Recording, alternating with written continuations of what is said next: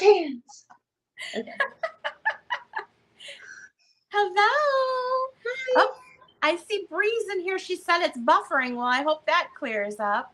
Okay, me too. Yeah, Breeze, try going out and then coming back in and see if that helps you. Yeah. Hopefully it does. Yeah. Work, work, Happy Saturday to everyone. It feels weird being on a live sale on Saturday. work. Yes. Happy Saturday. All right. I think we are popping up on my iPad here, so it looks to be coming up okay there. That's good. Yes. So we'll wait for some people to come in for a Saturday book sale. Yep. We have Mama T here. Mama T, where are you from? I am in Nashville, Tennessee. Um, and don't move here because we have enough. Nashville. It's I haven't been there, but my family loves going to Nashville to visit. it has changed so much over the past just 5 years. It has exploded, and everything downtown has been Las Vegas styled. Like, so all the old stores now have these new bright, shiny light billboards, and it's not the same anymore, unfortunately. Oh man. But uh it's downtown is crazy now. Like, before you could just walk downtown and just have fun, and now it's like spring break times 10. It's crazy. Like, Yeah. it's just packed. You So live it's right not in the like same. the downtown area, or do you live on the outskirts, or? I live about 50. I'm really what's considered Antioch, which is like a south suburb of Nashville. But I'm like 30 minutes away from everything. I'm like 30 minutes from downtown, 30 minutes from Murfreesboro, or Lebanon's like an hour now, where it used to be only 45. But Yeah. like, I'm pretty central. I'm a good central located. So Awesome. Well, I'm in Northwest Ohio, right on that Michigan line, so I don't know how far I am from where you are, but I'm sure it's probably a good day's drive, if not a little more. yeah. I'll have to see, because I haven't been to really Tennessee. I haven't really been through Kentucky. I mean, sometimes we've gone through there, headed somewhere, but we've never like stopped and, looked Oh around. yeah, you should definitely stop. I mean, it's beautiful. It's absolutely beautiful here. Yeah. I just recently went to Chattanooga, and I haven't driven that drive in a long time, and it was only a 3-hour drive. Um, and I was like, wow. And the scenery completely changed, because the hills are just beautiful and full of the green. It was right at springtime. It was just gorgeous. Oh, that's Um, awesome. so I had a really good time. Yeah, it looks like we have a couple people in here. If you're in here, say hello. Hopefully, we're not having trouble with any buffering. I know we are having some storms coming through where I am, so hopefully that's not the case. But yeah, if you're in the chat, just type in there hello. We can have a little nice chat and show some books Yes. and have a fun little afternoon. I should have brought a snack down here. I don't have any snacks. I have some Sour Patch Kids, so that'll keep me going. Mm. Hi, That's what. Susie. Hi. Can you see the chat okay? I cannot see the chat. I don't have a laptop. I do Okay. everything on the phone. So So yeah, you I'm probably can't see the chat since you don't have that second device. So I'll have to let you know where the bids are when we start doing the books, okay? okay. Thank you. I'm sorry. I meant to tell you that. No, it's totally fine. I have an iPad here, so I can see, but otherwise, yeah, I think if you're the second person in, then you can't see the chat, is I think how it works. This is my first time actually having a guest on my channel, so I'm super excited. So I think this is your first time on YouTube. So It everyone, is. be sure to follow her. She's on Instagram too, Front Porch Picker, Mama Yep. T. Yeah. And you have all kinds of cool stuff. What kind of stuff do you sell? I sell literally. I call myself a picker because I pick up everything. I just can't leave stuff alone. It's kind of my Achilles heel. I can't leave it. So I pick up a little bit of everything. I have mostly vintage, like home goods and books and ephemera and some clothing. And people, I have a front porch, and people will just drop things off on my front porch because I've gotten the reputation in my neighborhood. So sometimes I'll wake up and there'll be a bag of stuff on my front porch because they know if I don't, I'll cherry pick through it, and then whatever I don't want, I'll just take it to a Goodwill or something, and disperse it that way. So you're pretty lucky because they're bringing stuff to you. You don't even have to go get it. I don't. That's great. But it was a fight because when I first started, I kind of looked like a hoarder house, and then I got really OCD about everything. I'm like, this is not going to go down this way. This is not. I don't want to be that person on the hoarder show, and they're like have to climb through my shit. Like I don't want to be that person. Sorry. And I was like, okay, like I got to get this under wraps, and now I have everything in just one, like an extra. I have an extra bedroom, so everything is in the extra bedroom now. So you have it a little organized and contained. Yeah, I do. So that's how I have everything's in my basement. So out of sight, nobody unless you come in my basement, then you're like, whoa, there's a lot of stuff down here. So yeah. Awesome. Last time I checked, I have like 800 things on Etsy, right? eBay right now. So you've branched out to eBay. I have not sold on eBay yet, so I have not done that yet. It maybe soon, but not yet. Kind of, I don't know why I haven't. I just haven't taken that jump yet, but we are going to be starting. We've listed our first items on Vamp, which I was telling you about, the virtual marketplace. Very cool thing. If you haven't checked that out, be sure to check it out. It's that's so excited about that. Yeah, it's awesome. It was the first I've heard about it.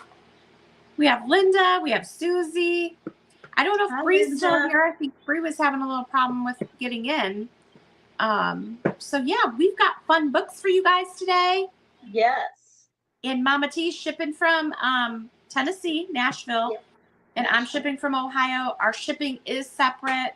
So if you buy something from her, she's going to ship it. If you buy something from me, I'm going to ship it. So just be mindful that you may have 2 different boxes coming from 2 different people. I use Pirate Ship. Do you use Pirate Ship as well? I do. Okay. I do. And PayPal. Yep, same. Same thing. So the setup's the same. You see something you like. I do take offers on my stuff. Do you take offers on yours, or are you pretty firm on your price? Absolutely. Okay. So if you're watching this back and something didn't sell, feel free to email either of us, and I'm going to type your email in. What is your email? It's TN, like Tennessee, Mom, MOM, 3 GRLS, like Tennessee Mom 3 Girls without the I, at yahoo.com. If you need me to, I can write it for you. I'm going to repeat this back to you. Yep. Make sure I have it right. I have T as in Tom, N as in Nancy, Mom 3 GRLS at yahoo.com. Correct. Woohoo! All right. I am going to put her email in there, and I am going to pin that up at the top. There you go. There you go. My cheat sheet.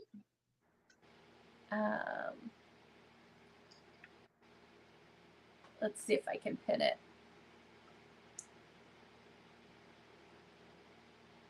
Oh, maybe I got to do it from here. Oh, I think I saw it. It flashed across. All right, let's see. Pin message. I was doing it from the wrong screen. Okay. There we go.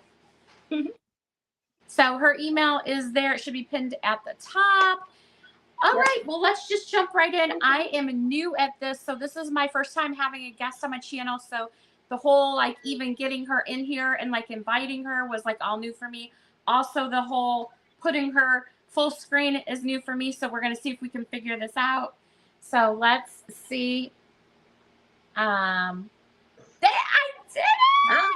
Now I don't know how to flip it back, but we'll see. So if you want to go ahead and start with your first item, we'll just jump right in. And if anybody has any like requests on what type of books they're looking for, please feel free to put it in the chat because we both have a plethora. So, all right. Yeah. So I'm gonna start with The Printer's Devil. It is very, very vintage. It is 1952. And it has like gorgeous like. What's your start on this one? This way. There we go. It has. There's a thing, but it was once at a library because it has the ID thing in it, and it is stamped right here on the front. But other than that, it's in great condition. It does have some illustrations in it. Sorry. I keep forgetting to flip it to the other side. It's backwards, yeah. But it's in great condition. And I was asking $8 for this or best offer. All right, I'll type it in for you. Okay, that way. There we go. $8 on The Printer's Devil. What year is that again? 1952. 1952. I love the graphics on the front of that. Yeah, that's why I got it. And plus, it's Halloween. So I was like, you know. Exactly. Printer's Devil. Mm-hmm. And it has like a little devil down on the bottom of the back, which is kind of funny. There you go. See it. Okay.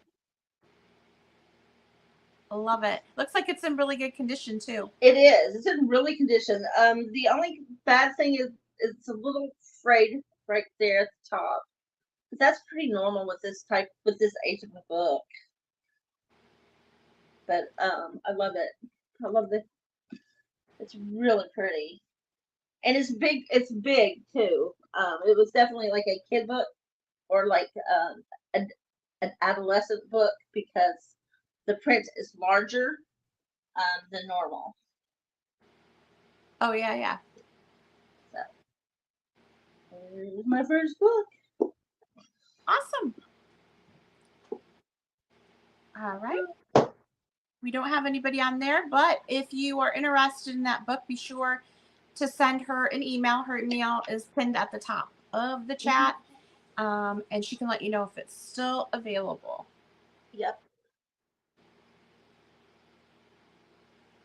All right. I wonder how they do it where it's just both people are showing, but I don't know how to do that. So we're just going to do it like this. Okay. All right. So I have a ton of children's books. I got some fun ones. The first one I'm going to show is a lot of 3. These are the old Bobbsey twin books here, and you're going to get all 3 in the lot. So the first one is the Bobbsey twins at school, and there is some wear on it. I mean, it's an older book. That's beautiful. Yeah, and it has some handwriting in the front.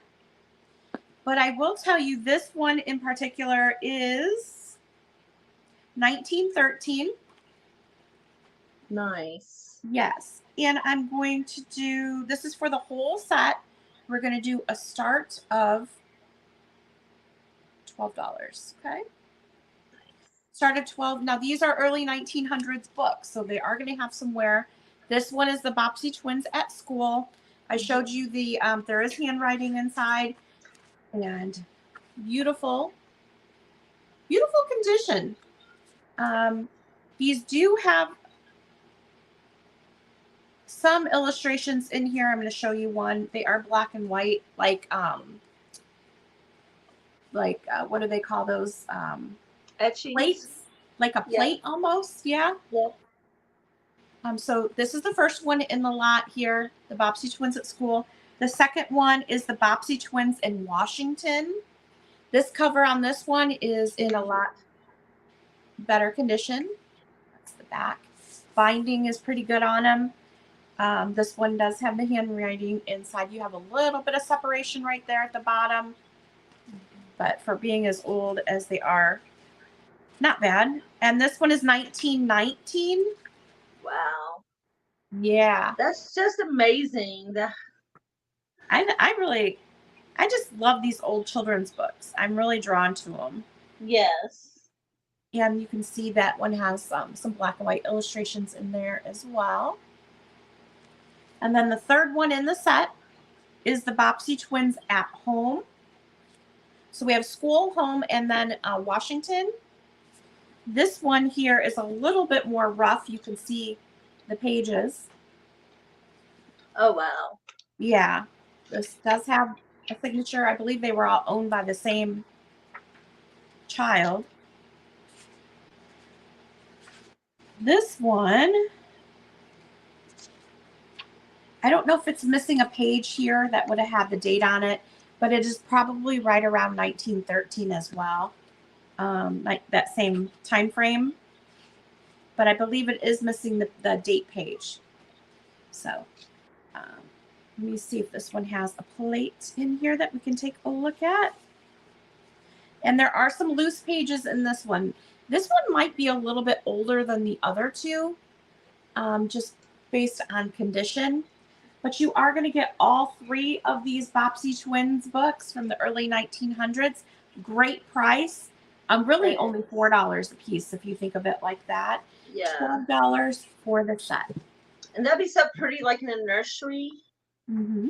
Like sitting next, that'd be so pretty. Like next to an antique bassinet, that'd be so pretty.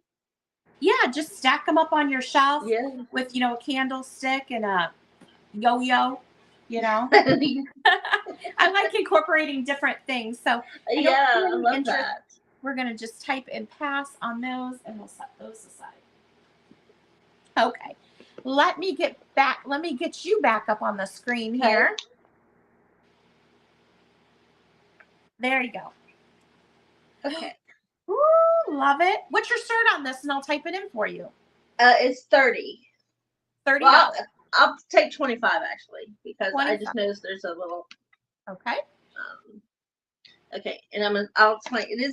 It's a whole kit, and it's from 1986, and the reason why it's 25 is because someone put some tape right here to reinforce this, because if you look inside, it is kind of flimsy, so you have to be really careful opening it.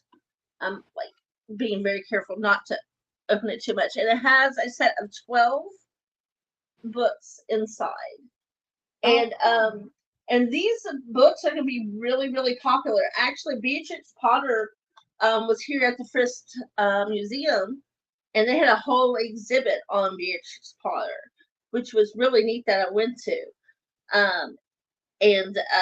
So I'm just going to pull out one just for remnants. So like each one has, like this one I just happened to pull out the Tale of Jemima Puddle Duck, and I just love these as a kid. They just bring it's very nostalgic.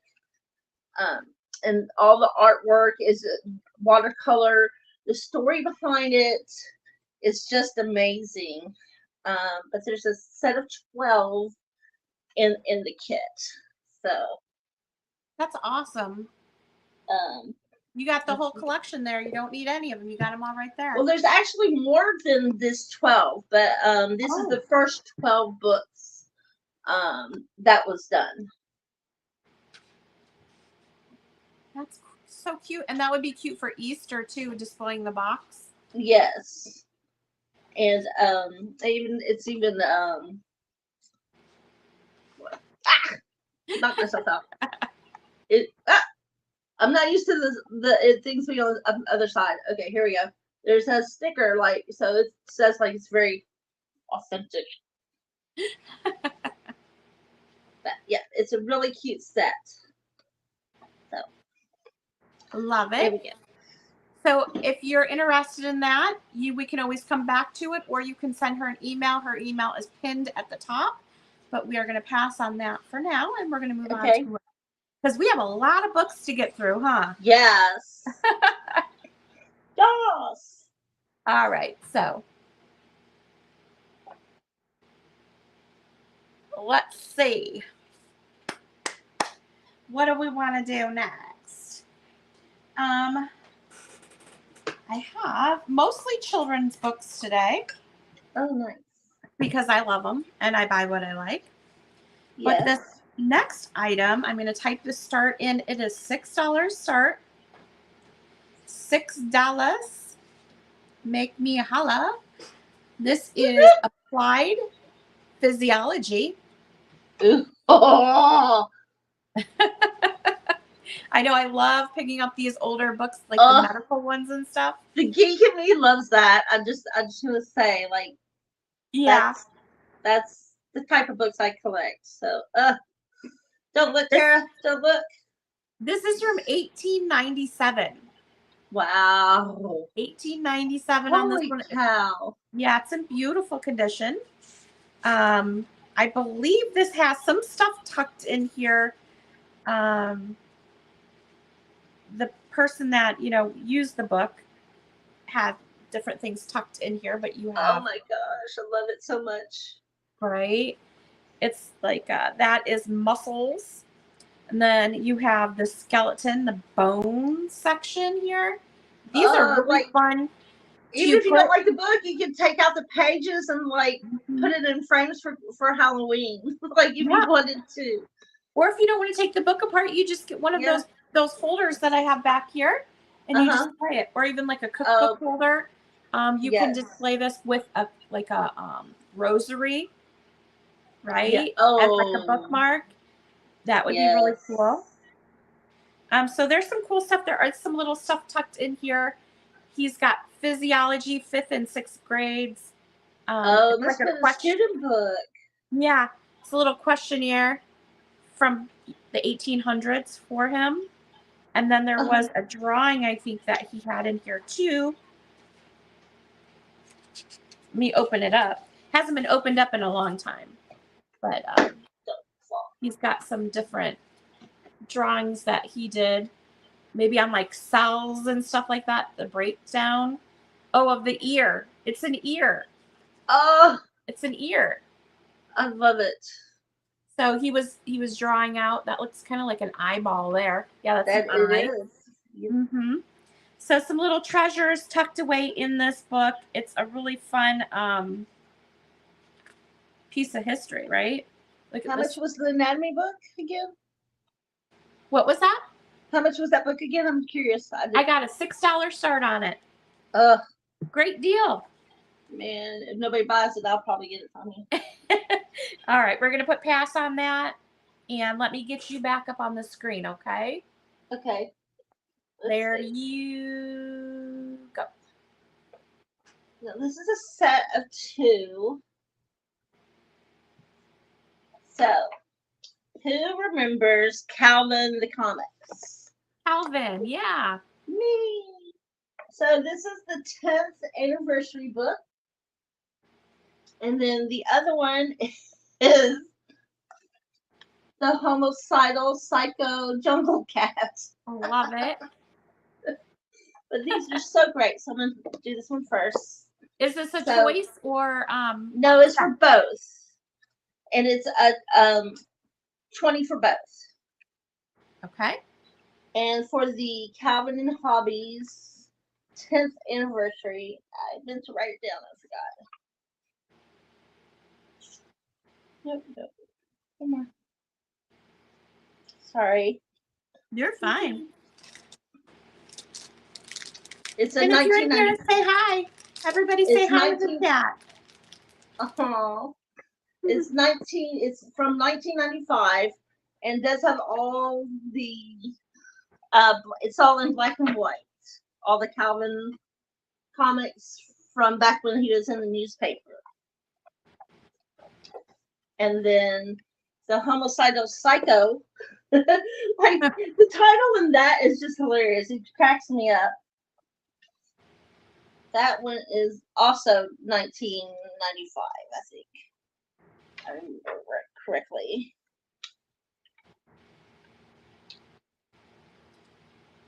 Oh, 94. It was a little bit earlier. But it is also the same as the other one. It's a black and white comics all throughout. But it's a great little collection, and I love just like the visuals, and it's nostalgic. They're so cute, and it's just one of those things. If you're having a bad day, get one out and read a comic. Like, it's just fun to do. Oh, here's one that has it actually in color, so that's nice. So it's not all black and white. It has a few little color ones in there now. Now I see it. Those would make a really great gift as well. Yes. Oh my gosh, that would be great. Especially if, like, your grandfather used to read the newspaper, or it's really nostalgic. That's why I got those. Yeah, I remember that cartoon for sure. Yeah. So 20 for the set. Hi, Heidi. Welcome in. Hi, welcome.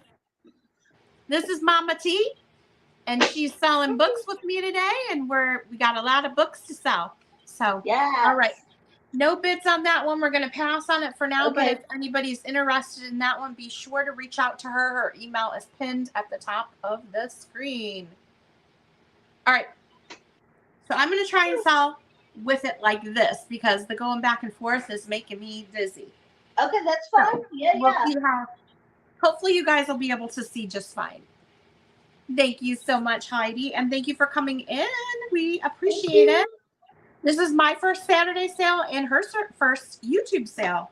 So her first Saturday sale too. She popped my cherry. Yes. So we are having a good time here. Lots of vintage books.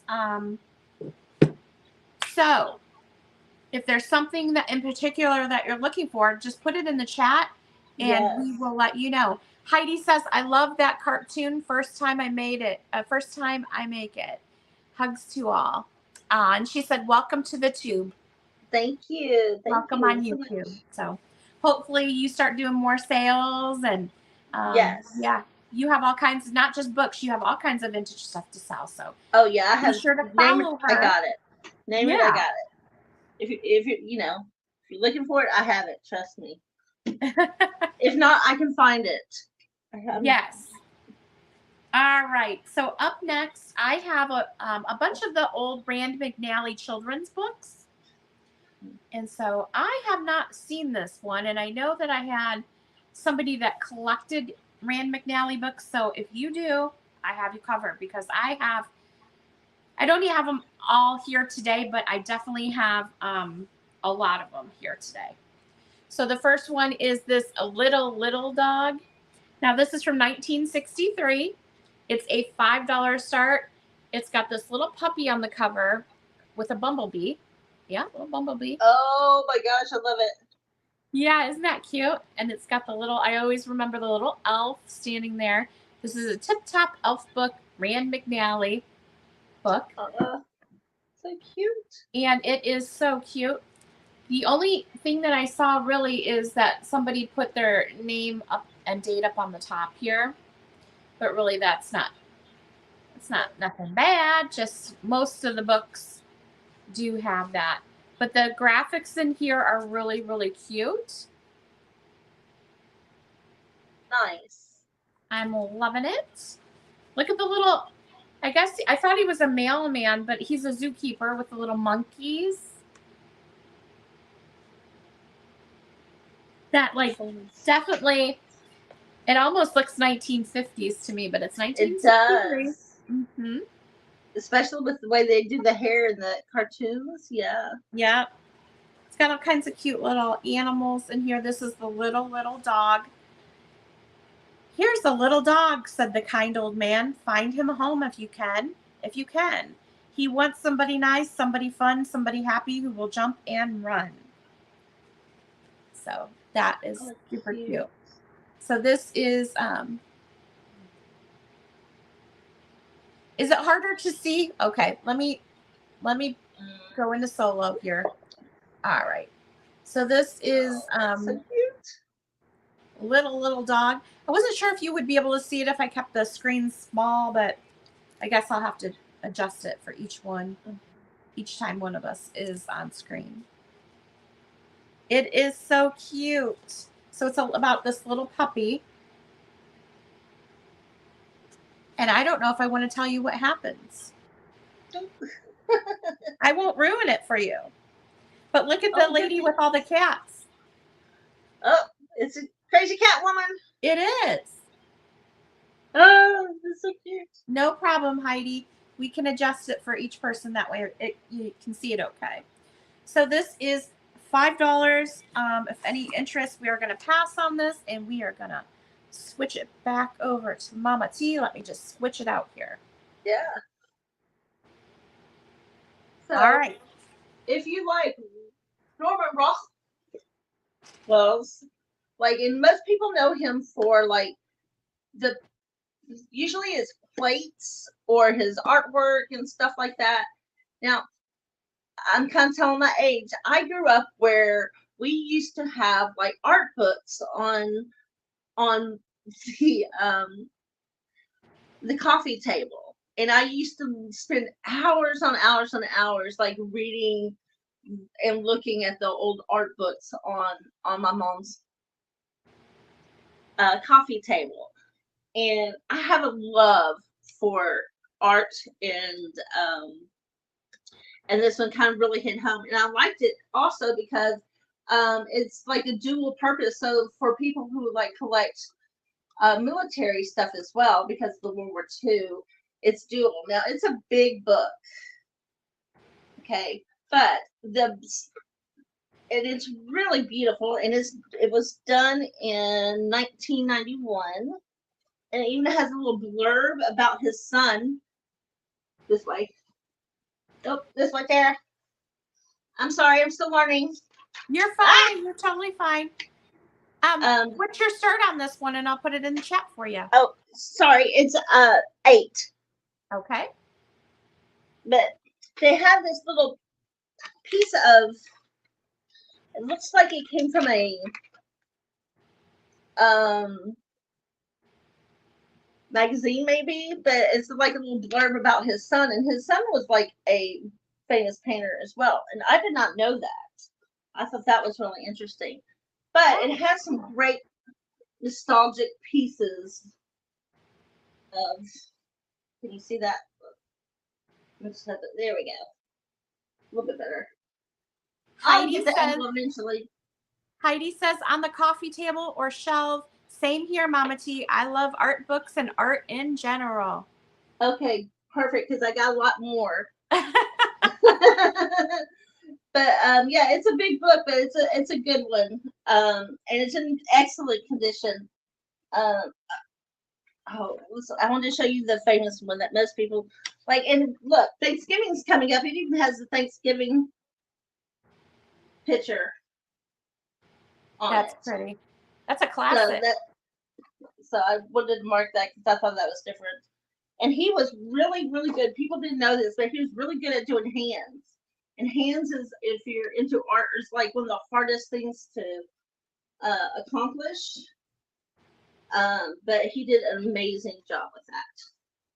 So that is that.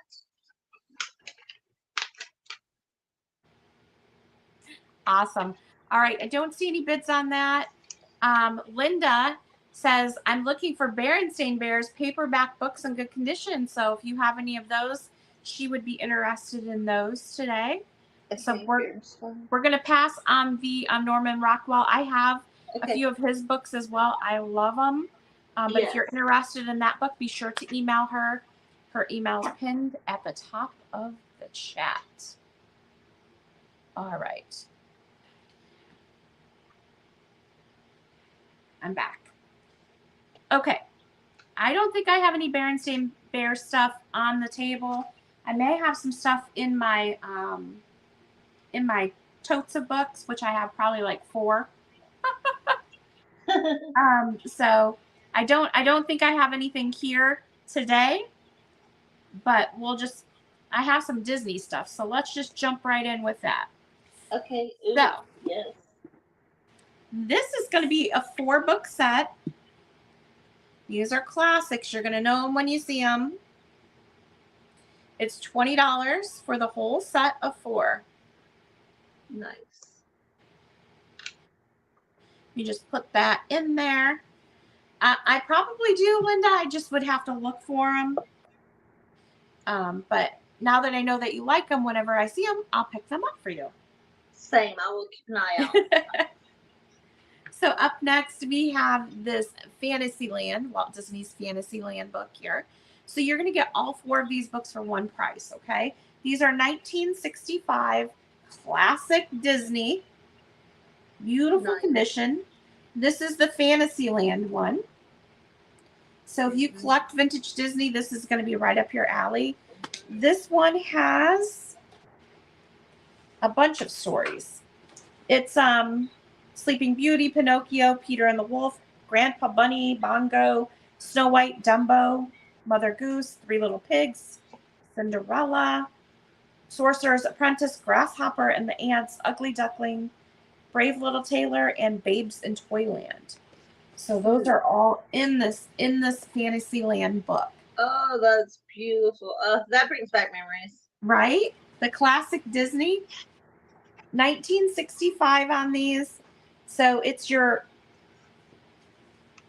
standard like Cinderella stuff, but also some ones that you may not recognize. So that's kind of cool. That's the first one in the set. It has the red binding and it says Fantasyland and it has Dumbo, or not Dumbo. What's his name? What's the dwarf's name? Not Dumbo. Dopey. Dopey, yeah. I couldn't think of his name all of a sudden. You have the D right. My gosh. This one is up next. This is Stories from Other Lands. Bright yellow spine. Beautiful inside as well.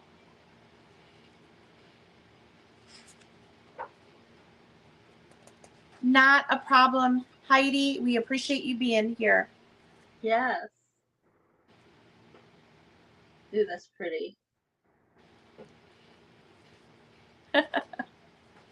This one's got, look at the classic Mary Poppins in here. Oh. So this is Stories from Other Lands. So you've got all different Switzerland, the Highlands, Scottish Crown, all different lands. Oh, look at this right here. Peter Pan, Neverland, right? That's a land. So this one has the yellow spine. Up next is the green one. Oh, the green spine. This is Worlds of Nature. Again, classic. Worlds of Nature. And this is going to be about different animals and nature. Different creatures in here. Seals teaches you about animals of the Amazon. So different, the crabs, different things in nature. It's got that cute little owl. And this is the green spine. The last one in the series, and I think there is only 4. I could be wrong, but I think just 4, is Walt Disney's America. It's got the blue spine. Again, these are from 1965. So just a fun little set, especially if you collect Disney.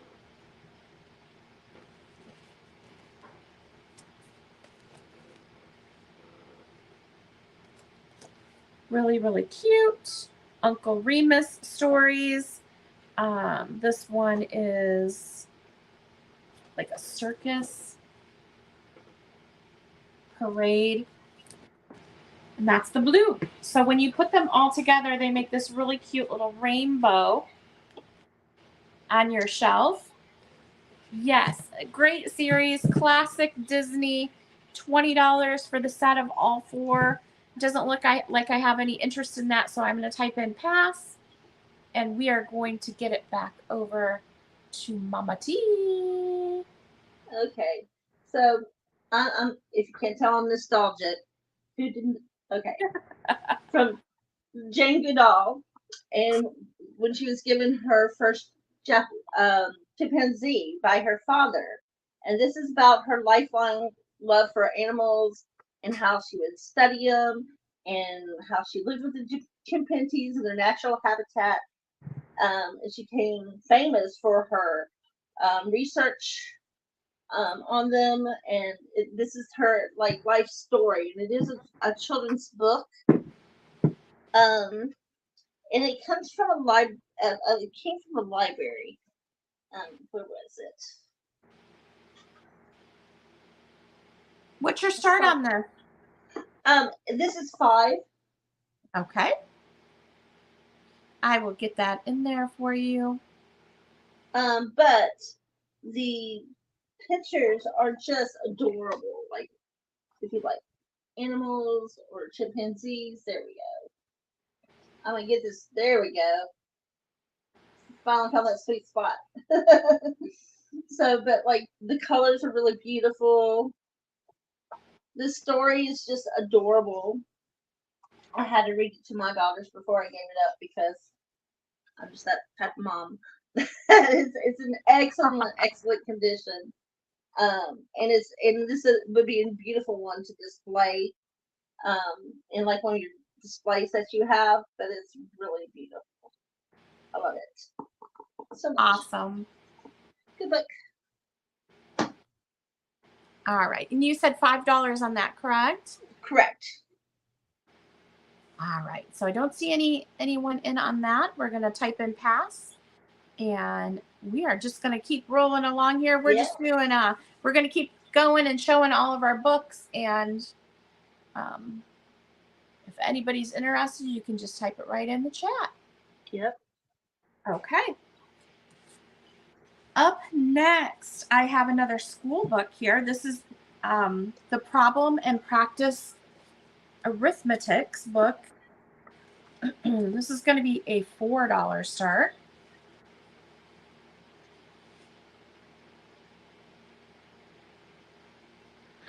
Heidi says, hugs to us both. Oh, thank you, Heidi. Yeah. I'd like to see ya. The Problem and Practice Arithmetics second book, part 1. It's $4 start. Now, I didn't write down a year on this, and I think it's because I couldn't locate one in here, because normally I put down a year. This has to be early. Let me take a look at some of the pictures here, and maybe we can guesstimate. But it does have really cute illustrations in here. It's a school book. It's Stark Avenue School is printed inside. I'm probably going to guess like 30s or 40s on this. It's going to be my guess. Now, it does have condition issue, and I'll show that to you in just a second. But great little illustrations. This would be a cute one to take apart if you junk journal. You could take this one apart and use the pages. But there is some really cute illustrations throughout. Now, on the back, that's where the issue is. You can see it's separated. All you would need to do is put a little bit of glue along the spine here and get that piece hooked back on there and close it up. And because this has a little bit of a give in the binding here, that would fix that problem for you. But it is a really cute. It doesn't look like much from the outside, but the inside is where it's at. The inside is where it's at. You must go deep within. Yes. That's where all the illustrations are. Inside. So $4. I don't see any interest in that. We're gonna type in pass. Now for this next round, Miss Mama T, I'm gonna have you do 3 books in a row. Okay? And then okay, so you don't have to keep doing do. Yeah. I gotcha. My fingers hurting. We don't want your precious fingers hurt. I Okay. need a Band-Aid. Okay, this is a art book on Italian paintings. And it's from the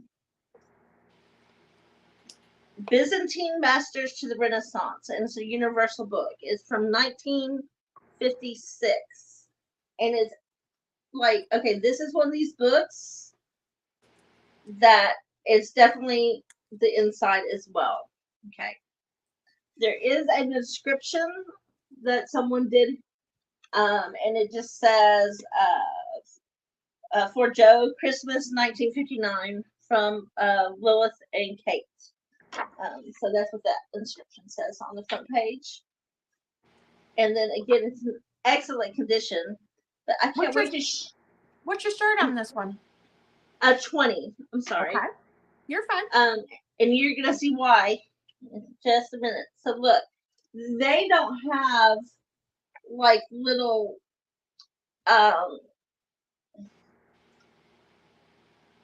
they don't have the plates. These are all like on little papers.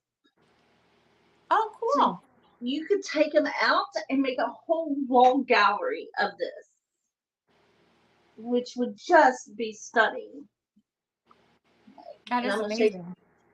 And there's so many, and it's and they're all like that. Like here's another one. Well, I'm gonna get that angle eventually. There we go. And each one it says like it tells about what it is. See how it just comes up.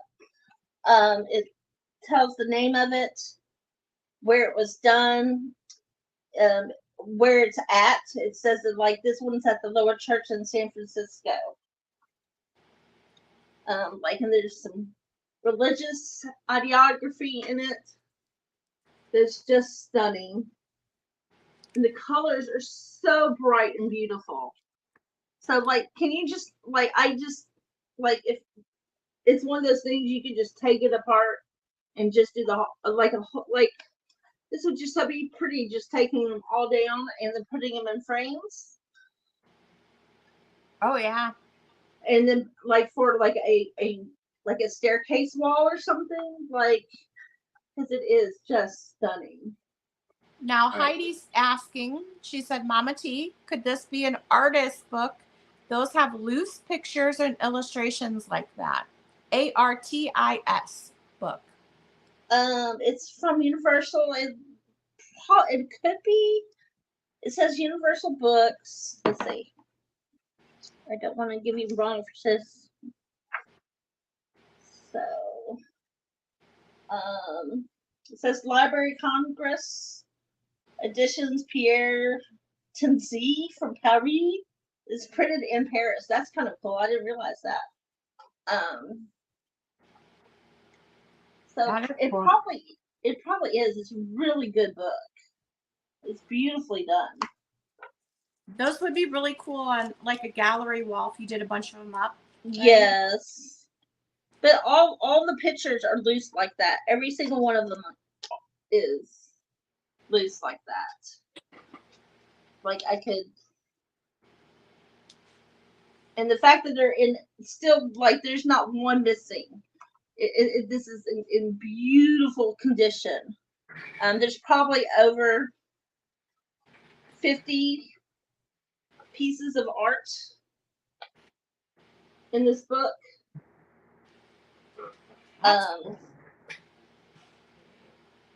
But like I said, I have a love for art, so I have quite a few art books, and it's all over the place. Oh, this is a gorgeous one. Okay, gotta show this one.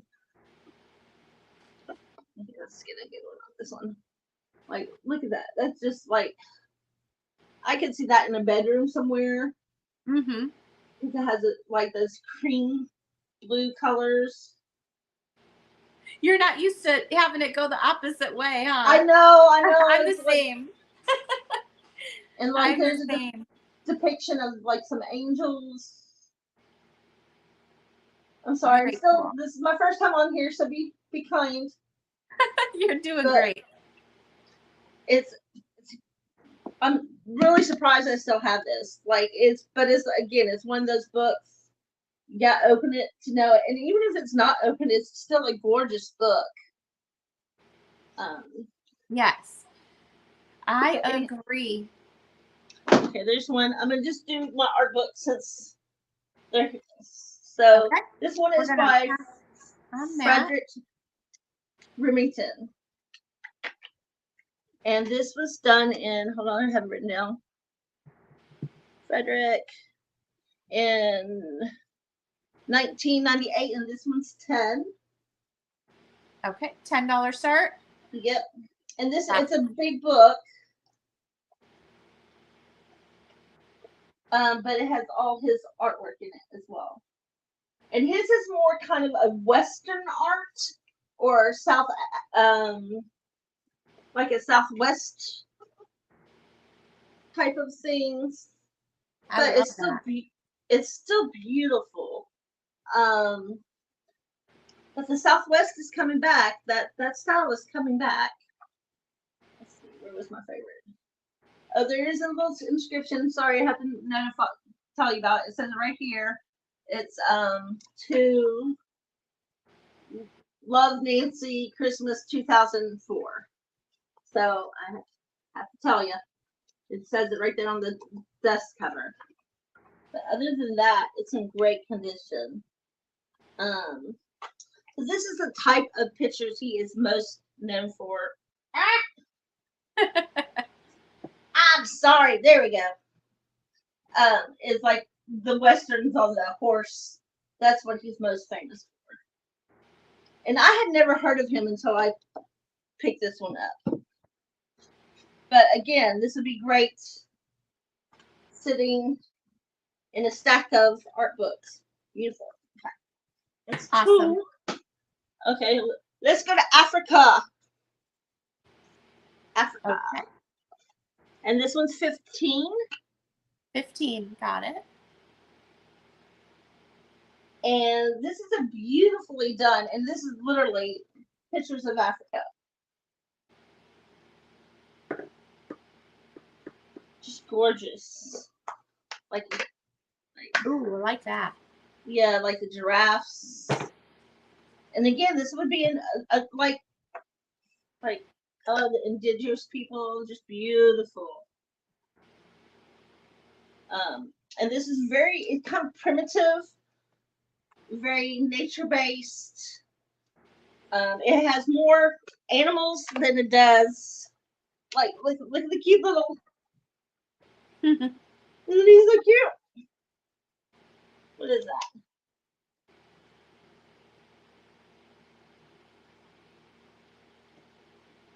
Oh, it doesn't even say. Yeah, it does. There it goes. But it's a cheetah. It's a form of cheetah. But anyhow, it has everything like elephants and it even has a map, so it shows you like what areas are each one are from, which is really great, well done.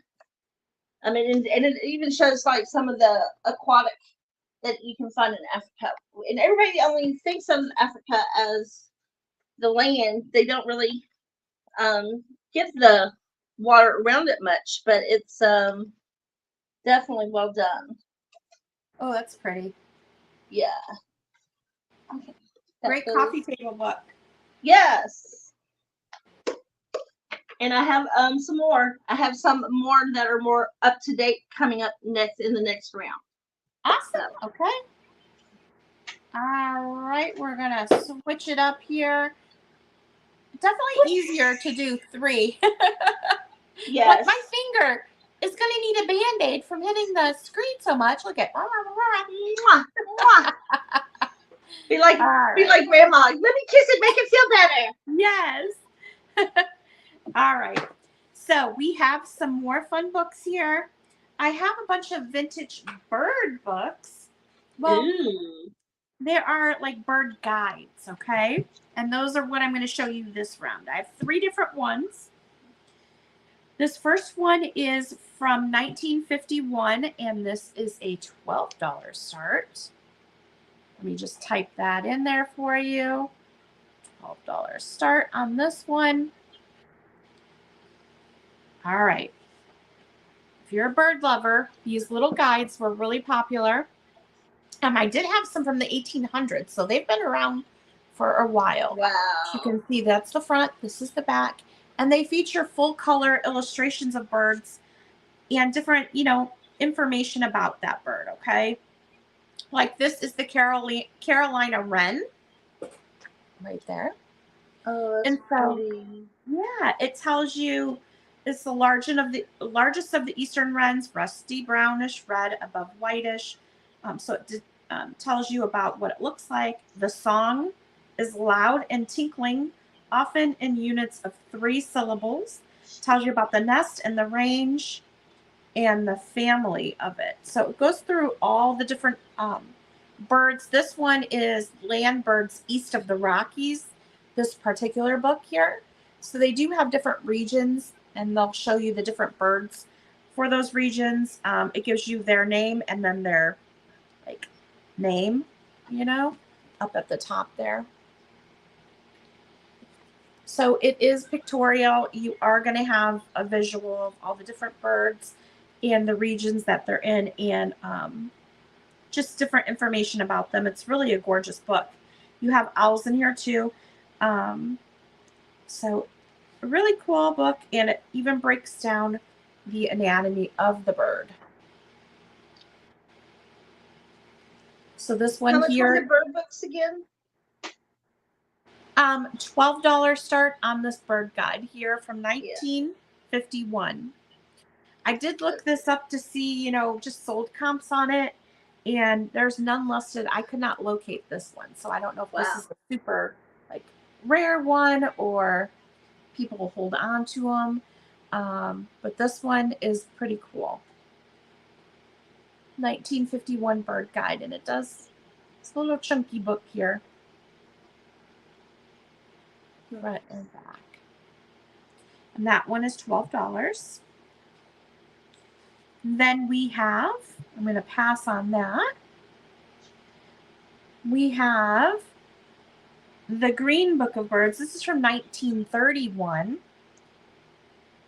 1931. These are all individual bird books that I'm selling. So no set on this. This one was $12.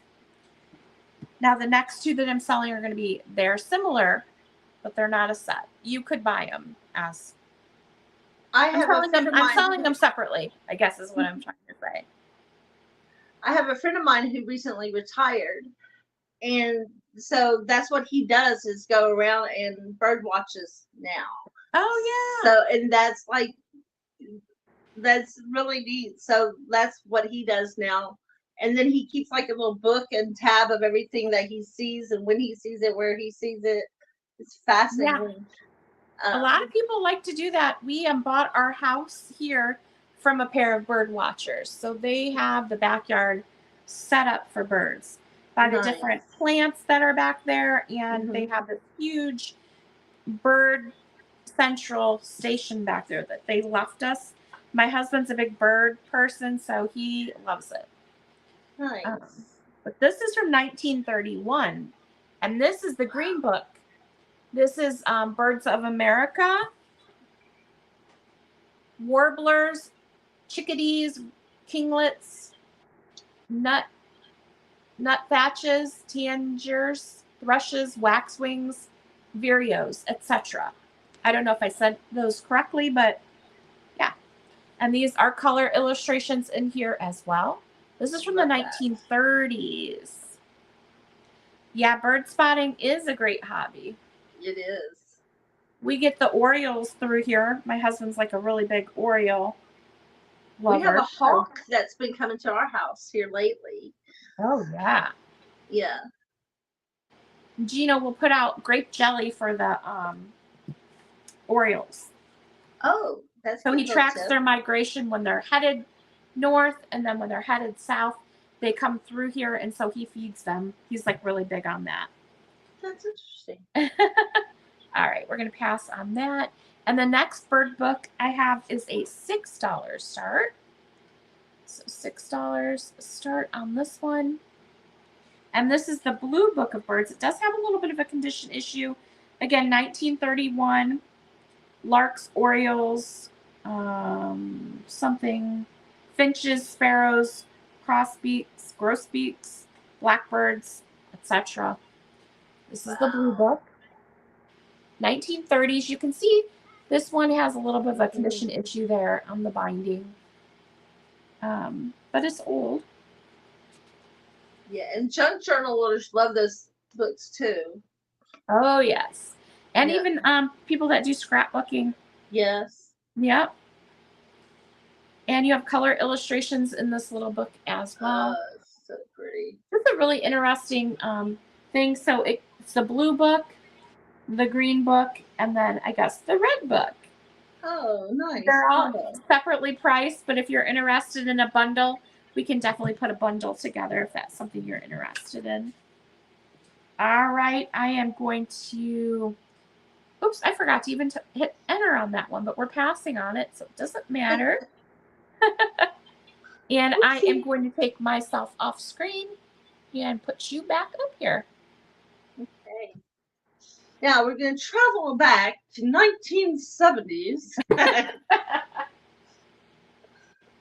But come on, I know I have some Grateful Dead people in this chat. Jerry Garcia's artwork, okay? Wow. Right. And what's really interesting is that the foreword to this is done by Bob Dylan. So you get a lot of interesting things. And this was done in, wait, I wrote it down. A little bit easier just for me to look it up. And the foreword was done by Mickey Hart, and it was edited by April Tagashi, and it is 30. But I'm going to show you why, because his art is amazing. So he's kind of like one of these people you didn't realize, like, he did really trippy art. Literally trippy art. I think he was tripping on some of this when he was doing a lot of this art. But it's very colorful, very bold, very let's see. It's like he has, there's an old picture of him, like before he became this guy, before he became old and crusty. This is what he looked like. Do you what's your start on that? 30. I have a funny story about Jerry Garcia. Do you really? Well, we lived in California and we bought artwork off this guy in Napa, this local artist, and he was friends with him. I didn't know Jerry Garcia was an artist too, so that makes a lot of sense because Nick Can is his name, and we have several of his original pieces. But he grew up with Jerry Garcia. Wow. Yeah. So that's kind of funny that they're both artists too. Yeah. Oh, and this is like a real pretty one. Like, it's very colorful. He has like one thing of just of his drawings, but his color, it's very tie-dye type of colors. Beautiful. Making another great conversation piece though too. I used to be a house cleaner, and I cleaned a lady's house, and she would tell me stories of her going to his concerts and Woodstock and everything else. So I figured someone's gonna love this and appreciate this. Yes. It's in excellent condition. So if you're interested in this book, be sure to email her, and you're open to offers on it as well? Yes. Okay. So she is open to offers. Her email is up at the top of the screen there. Feel free to message her, and you might even be able to do a bundle on some items as well. Oh yeah. If you buy more, I'll work with you. Okay. So here so now we're going to 1990s. Okay. So here's like the old Enchanted Fairies series. And again, this is another art book. because I know everybody's art taste is different. Yeah. Like some people like the trippy, and some people like the World War II type of stuff, or like the next one is a Chinese one after this one. So like these are really great sellers too. Her work is just gorgeous, very colorful, and it's not dark, which is I like about it. It's more fairy-ish than dark. So this is considered like a fairy book, right? Yes. And what's your start on the fairy book? Sorry. I wrote it down. Where'd you go? It's gorgeous. 15. And that would be great for Halloween too. Yes, it would. And there's a few little rips on the cover, but other than that, it's in excellent condition. And it's and I just want to take the cover off just for a minute because it is cushiony. It's not like a typical book. It's still a beautiful book even without the cover. Sorry. So like the best way I can say it's like it has a cushion. It's like padded. Yeah. But even without the cover, it's a beautiful book. I've never heard of her before. So she mainly Jessica Galbraith? Is that what it's called? Jessica Galbraith. And I've never heard of her, but she paints all fairies then, huh? Yeah, she does all fairies. It's all enchanted, fantasy imagery. That's cool. And like, do you believe in fairies? If you do, that would be cool to put in like a cookbook holder or something for Halloween, and you could change the pictures every day. If you believe in fairies, put the thumbs up. Exactly. Well, we got to do thumbs up because I do love fairies. Yes. All right.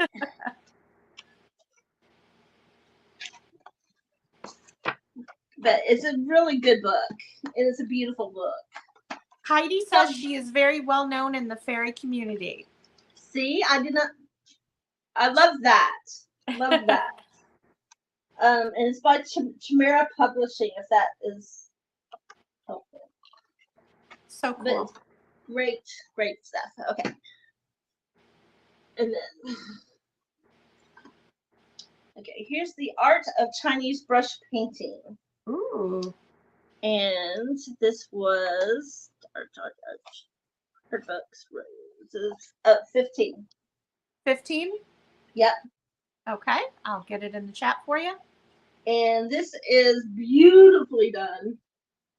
Like, it's like watercolors, but it's all of roses and butterflies and all nature. It's all nature. Ooh, I like that one. Yeah. Sorry, I'm trying to find that sweet spot again. It's hard to keep on it. I'm gonna perfect that, I promise. But it's a Chinese brush painting and ancient art steeped in history, symbolism, and ritual, closely linked to Chinese calligraphy.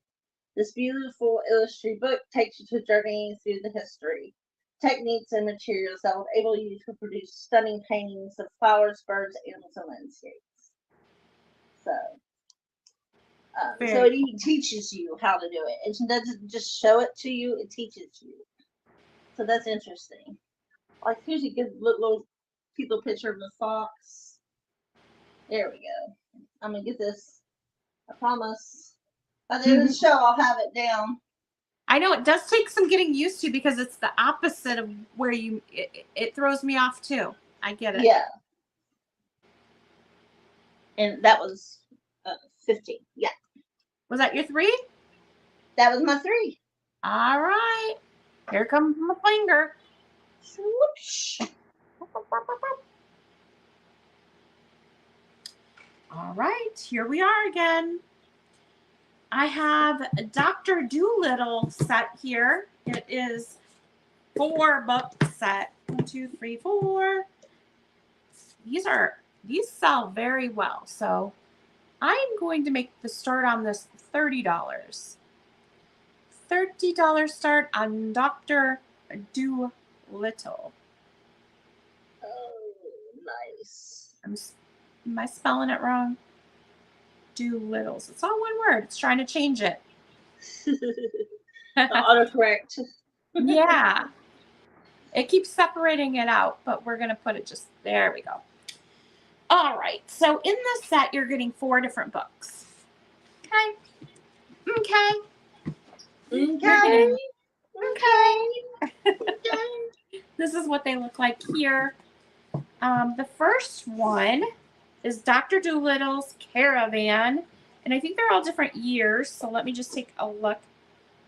1954 on this one. This is the cover. I know. It automatically changes it. It's annoying. Isn't that cool? Dr. Doolittle's Caravan. It's got the little guy on the back. This is the inside. Nice. You do have black and white illustrations throughout. So it's going through, let me just show you some of the illustrations. Dr. Doolittle. This is the Dr. Doolittle series here. So you're going to get the black and white illustrations. This is,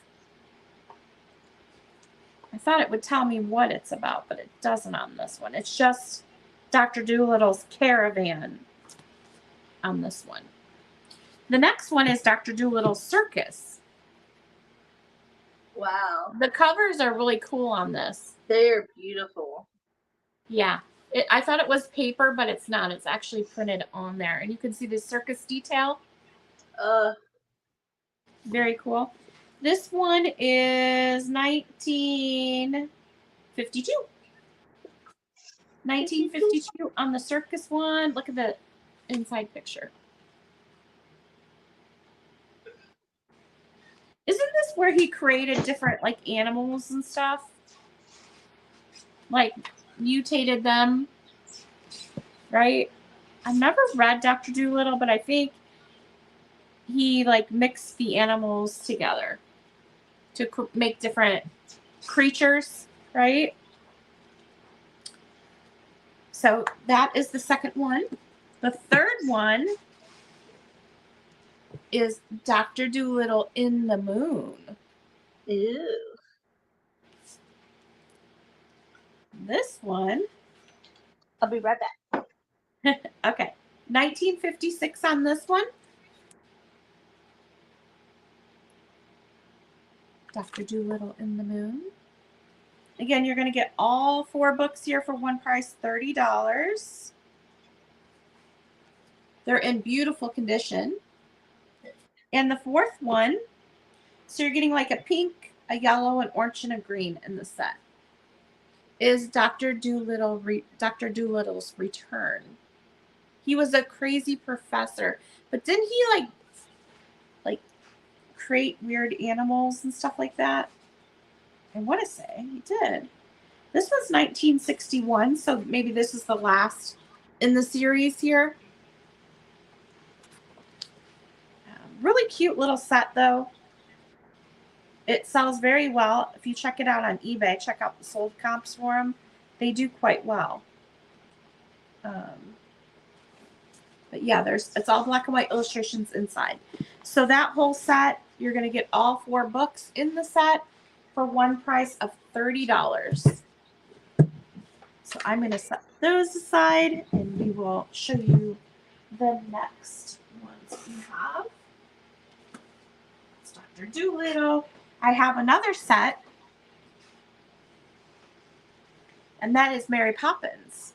And these sell for really good money. Yeah, I have this set at $45. If you look them up online, you'll see what I'm talking about. I'm going to write Mary Poppins. I put Mary Poppin. Mary's poppin'. She's popping. Yes, this is Mary Poppins. I think this might be the first one. Now there is a little bit of damage here to the back.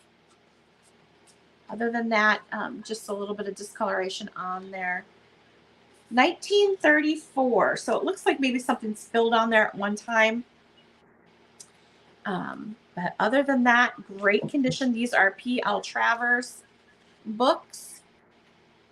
If you've never seen the movie Saving Mr. Banks, you need to see it. It is really good. And it's based on this lady that wrote these Mary Poppins books and how Disney came about making the movie. Like they needed her permission. Have you ever seen that movie? Yes, it's really good. It is really good. So these are the P.L. Travers books here, the Mary Poppins books, 1930s. This is the first one, Mary Poppins. And then Mary Poppins opens the door. I did not realize there was a series. Now I'm like, want to read it. Right? I mean, I knew it was based off of books, but I didn't, for some reason, that just didn't, 2 and 2 didn't go together for me for some reason. Yeah. So there's black and white illustrations throughout the books. Really neat little set. Ignore my husband upstairs.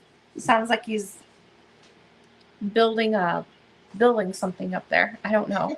Look at the back of this one. So if you notice her string goes around. Whoops, see, I'm going backwards. Around. The kids are holding her there. So this is Mary Poppins Comes Back.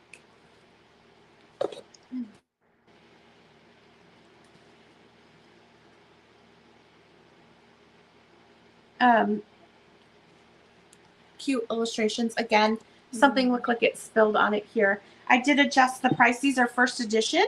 Or wait, no, these aren't the first edition ones. I think I wrote it down before I double checked on it. I don't think these are. Well, let me see.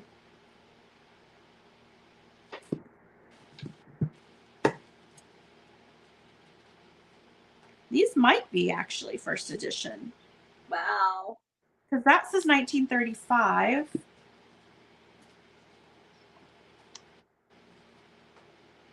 Yeah, these might be first edition ones. This says 1934, 1935, and then this one's 1943, I think. That's amazing. So, yeah, the 1930s and 40s Mary Poppins set. I do have 45 on them just because they're super collectible. Actually found those at a garage sale, so I was pretty excited. But yeah, we have that set there. So we have the Dr. Dolittle set, we have the Mary Poppins set, and we have the Disney set. And then I have another set. What was the other set I was going to do? It's these right here. Okay, so this is the other set I have. We're going to pass on that. Sorry, I'll get back to you in just 1 second. You're fine. This is a set of 4 books, and it is going to be $15 start on this. And I'm sure you're going to recognize these from the get-go. Let me see if I can hold them all up. Remember these? Do these look familiar? I think Comfy Cozy collects these. This is mammals. Around 1955 on all of these, I believe. This is the Book of Mammals. This is the Golden Nature Guide. These are all full color illustrations inside. Oh, that's beautiful. Isn't that cool? This is on mammals. So this goes through all the different types of mammals, the American species. There's over 200 animals in this little book. Wow. Yeah, it's pretty cool. And if you like painting and felting and doing different art things, these are great reference books to have. Right? If you're making a field mouse, you could definitely look it up and, get your reference material here. That's the front and that's the back. This is the mammal one. Again, you're going to get the whole set for $15. And then we have seashores.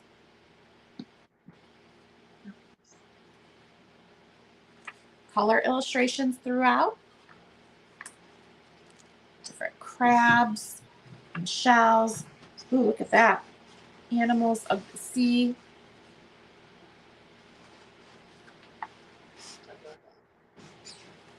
The different shells. There's an abalone shell. I've got a bunch of these in the garage right now. Those big abalone shells I got to do something with. We brought those home with us from California. Nice. But these are shells, sea plants, shorebirds, and other natural features of the American coast. So this is seashores. And then the bird book here. The only issue with this is it's missing the back page off the bird book. But illustrations are great in this too for the birds.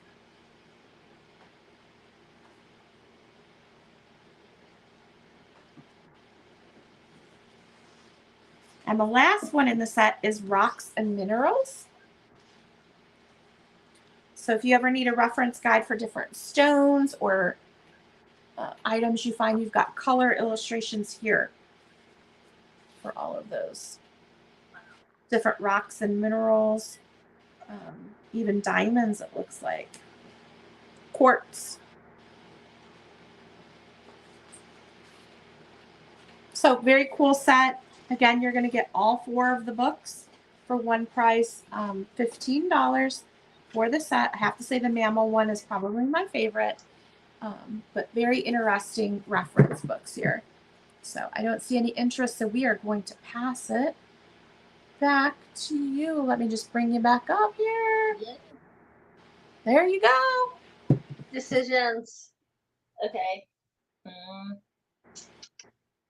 Okay, let's mix it up a little bit. Mix it up. Mix it up. Mix it up.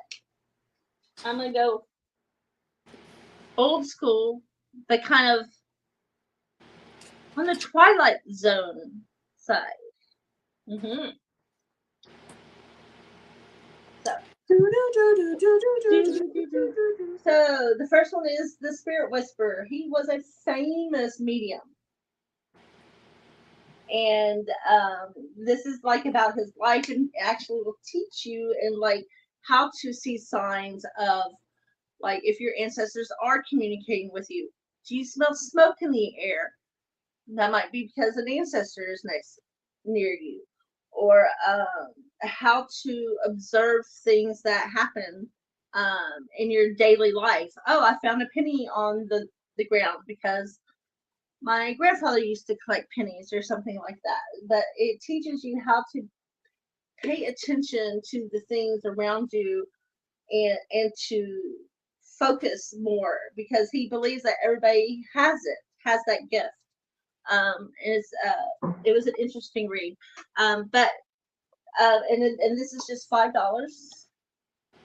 Okay. The Spirit Whisperer. You got to read us a little bit of that. Okay, sure. It's story time. We need a story time alert. Do, do, do, do, do. Okay. A Room with a View is this is page 90, in case you're wondering. As I was getting ready one Saturday morning for a mediumship demonstration in Toronto, I knew there would be close to 1,000 people in the audience, all anxiously waiting to see if a loved one or friend would come through specifically for them. I was just getting dressed when the image of the fairy tale character Snow White popped into my head. Even when I get a somewhat bizarre image such as this, I train myself to ask, are these my thoughts and impressions, or maybe something I've seen recently on the TV, or is it someone trying to get my attention from the spirit world? Nowadays, it takes a strong spirit to get my attention before I've gone through my little ritual of opening myself up, which I do on stage, so that the audience can witness what's happening. I open up my consciousness by raising my own vibrations. It takes a few minutes, and that's usually when spirits stop close. So when one gets through before I've opened up, then I know something's up. Very so cool. Yeah.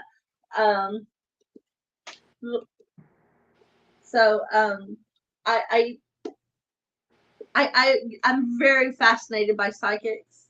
That's one of my side, like, ooh, don't tell anybody. Like, everybody has things they're interested in. Psychics just happen to be one of my things that I find fascinating. Um, Sure. um, and it looks It's like because he was on unknown. an A&E special for called Mediums. We see dead people. So that is $5. Make you holla. $5, make me holla. Okay, since we're going. Okay, where's my other creepy book? I don't call it creepy, but it's different. Okay, so we're gonna do some kid ones real quick because Okay. um, this is Hello Neighbor, Uh, and this is the old. It's just a cute. It's more updated. It's definitely for an adolescence. It's called Hello Neighbor Bad Blood. It's a whole series. uh-huh. Um, and it's by Carly Ann West. And this like whole series. It's kind of like a Goosebumps thing, which I have a Goosebumps book somewhere in this pile of books. It's coming. I'll do that one next since I'm talking about it. But this is also just $4. $4. Okay. Yeah. But it's a real good, easy read. Sorry. I'm gonna get this. I swear. There we go. Yeah, you got it. I'm gonna get. There we go. And it has some illustrations in it, so keeps the reader not bored. And here's the R.L. Stein Goosebumps, and this one is Go Eat Worms. And Goosebumps. huh? Goosebumps. Yep, Goosebumps. So if you collect it, unfortunately, I don't have like the whole collection. But someone might just be missing this one or want to start a collection. I'm telling you, these are going to be something later. Okay, like it's kind of be like Harry Potter. Like these type of books are going to be the vintage of our times. So this would be a great time to pick them up. What's your start on the Goosebumps? Oh, it was 4. Sorry, 4. And which one is that one? It's worms? To eat worms. Ew. Wait, go eat worms. Go eat worms? Homework was never this gross before. It's like what it says on the book. Oh my gosh. I've never read any of the Goosebump books. Oh, what's his name? Jack Black is in the movie. If you haven't seen the movie is really well done. It's a little scary, but not too bad scary. I have not seen it. Okay. Well, let's get to the adult side of the of the spooky. So this is Stephen King, and he's 15. Okay. Okay. And the reason why is I'm going to show you why. If this is 15. This is another one. If you don't already know, Stephen King is huge. It's already becoming a collecting thing. So if you have the books, hold on to them. They will be worth money. I'm really good at predicting this kind of stuff, and I'm not just saying that, but it's true. The interesting thing about this book, there is one little bit of marking on it right there. Other side, Tara, right there, and it's a pin mark, unfortunately. If you do this, don't do this in pen. If you have to like write something in the books, do it in a pencil, please. Yeah. Pretty please. Exactly. But what's interesting about this Stephen King book, it comes with a poster that was signed. A signed poster. Like, okay, throwback to poster times. But look, it's signed. Oh, that's so cool. by Stephen King. And this is 15. This is the only book that there was ever a poster in. Only one. So it's a good one. It'd be great to start off your collection with. And it's signed. You can easily get it framed and it'd be a great conversation piece. And like Cars came right after this one. The famous red Christine? car. Christine? Huh? Yes, Christine came right after this one. Oh. So he was on his car pack. But this is a Buick. But still. From a Buick 8. Stephen King. And that was 15. Awesome. That is so cool that has that poster in there and it's signed. Yeah. For sure. All right. You ready to do the switcheroo? Yep. Choo. Switch it. All right. We are back. Car period. Heidi's laughing at your when you said Stephen King's car period. Well, he did. He had 3 years of doing cars, and Christine would just happen to be like the most famous. But he did a bunch of car books. Like he was on. Yeah. It was a car period. All right. So this exclamation point. This next book is just a $3 start. This is one of the old, it's called a Silver Lining book. And it would have been sold at like one of the greeting card places like Hallmark or American Greetings. This one is American Greetings. A smile can do so many things. Oh, wow. Definitely 1970s. One of the little tiny books. Beautiful condition. Hasn't been filled out. Says, a smile's a warm expression that has the nicest way of telling all the special thoughts our heart would like to say. It says, I'm glad I'm friends with you.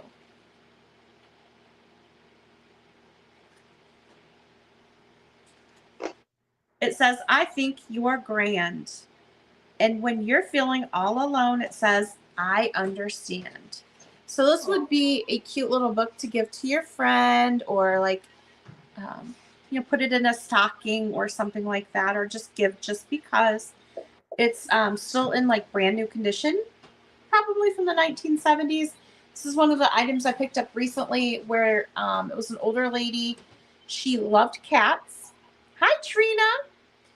She loved cats, and she was moving. She was downsizing to go into like a senior living type place. And so she had to get rid of a bunch of her stuff. So these were some of the books I'm going to show you this round were from her collection.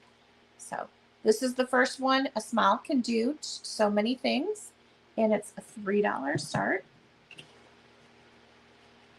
Heidi says, Mama T put that Stephen King book on eBay. You have some real Stephen King fanatics. Okay. The next if nobody buys it, yes, I will. Okay, so we're going to pass on that. This next one here is along the same lines, Reflections.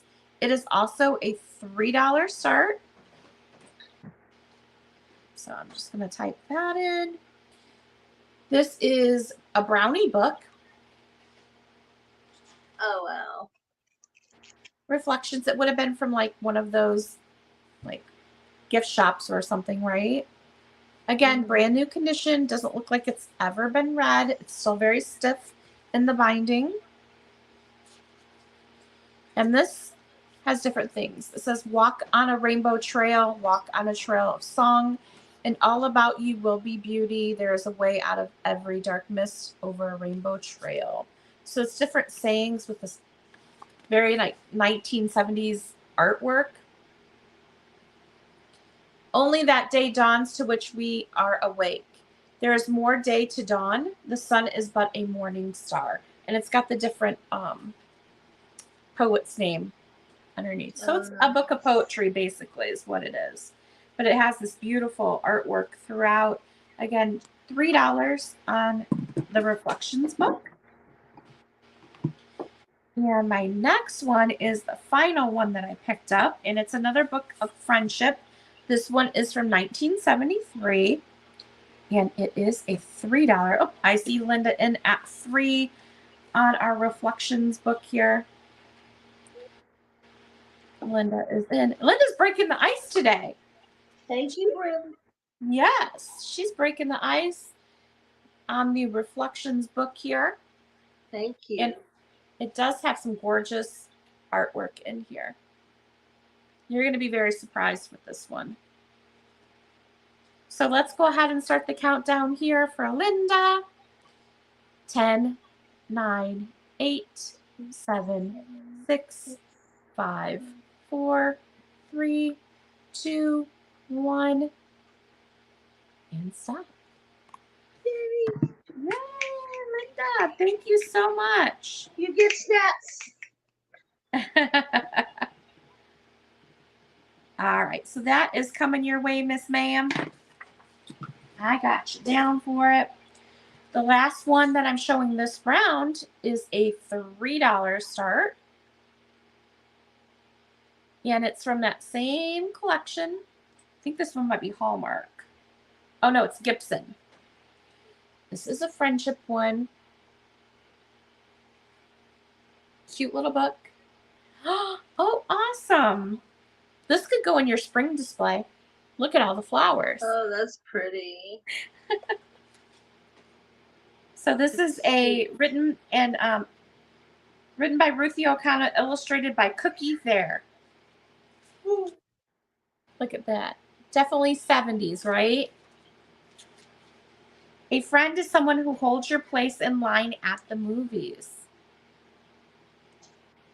That little lion is so cute. I feel like I need to paint him on a rock. Oh, look at this. And it helps you when you need it and cheers you up. Look at, he's all bruised and battered. It's so cute. So it just goes through different friendship sayings. Very cute little book here from Gibson, 1973. And that is a $3 start. So again, if you are watching back and you saw something that didn't sell, my email is right here, sweetadeline@aol.com. There's 3 E's in sweet. Be sure to email me. I can let you know if the item still is available. I do take offers on items. So these is all going to be mailed out media mail. So if you purchase something, we will send it out media mail for you. And Mama T's email is at the very top. It's pinned at the top of the thread. Same with her. She ships from Tennessee. I ship from Ohio. So let's get it switched back over. There you go. Nice. Okay, I'm going to do Golden Praises by Joe Petty. And it's a beautiful, cute little book. And it is a Christian poems and hymnals. I love the cover. Now the cover does have a lot of little places where it's been torn. It's been loved. It's been very much loved. And then the inside, I think there's no description.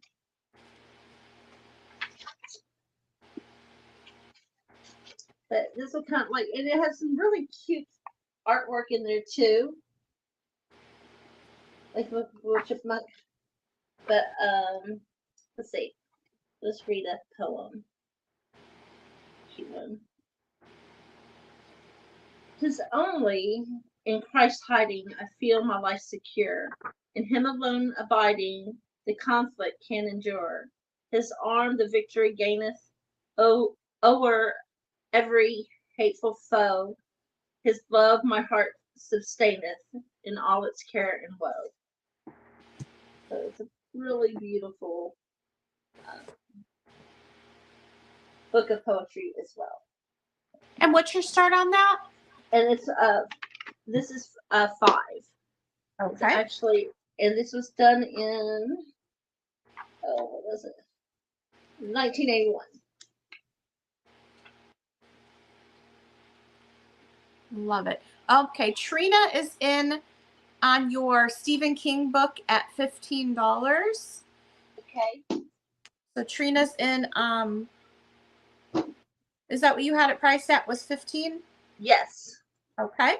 So Trina's in at 15. We are going to start the countdown. So if you are interested in the Stephen King book, get your bids in because we're going to count it down. And it's TrinaCerk. Trina Cirque.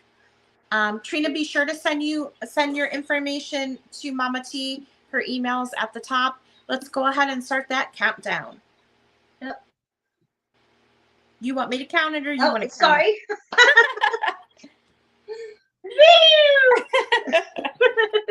10, 9, 8, 7, 6, 5, 4, 3, 2, and 1. And stop. Stop, snap, snap, snap. You got it. You can snap, swing with it. Thank you, Trina, so much for that. Got you. Thank you. Awesome. Thank you for busting my cherry. Oh, man.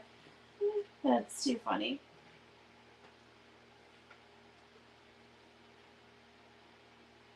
And I got you down. Yeah, let me take a look and get your email again here. Yep.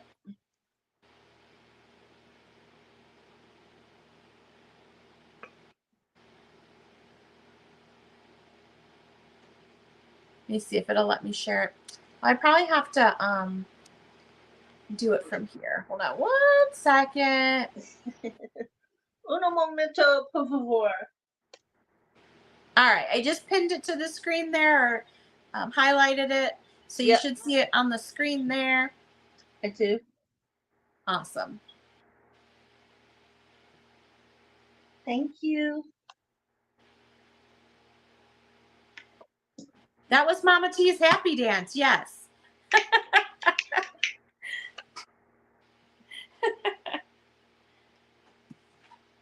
I'm very silly, so you just gotta deal with me. You love me or you hate me. It's okay for both.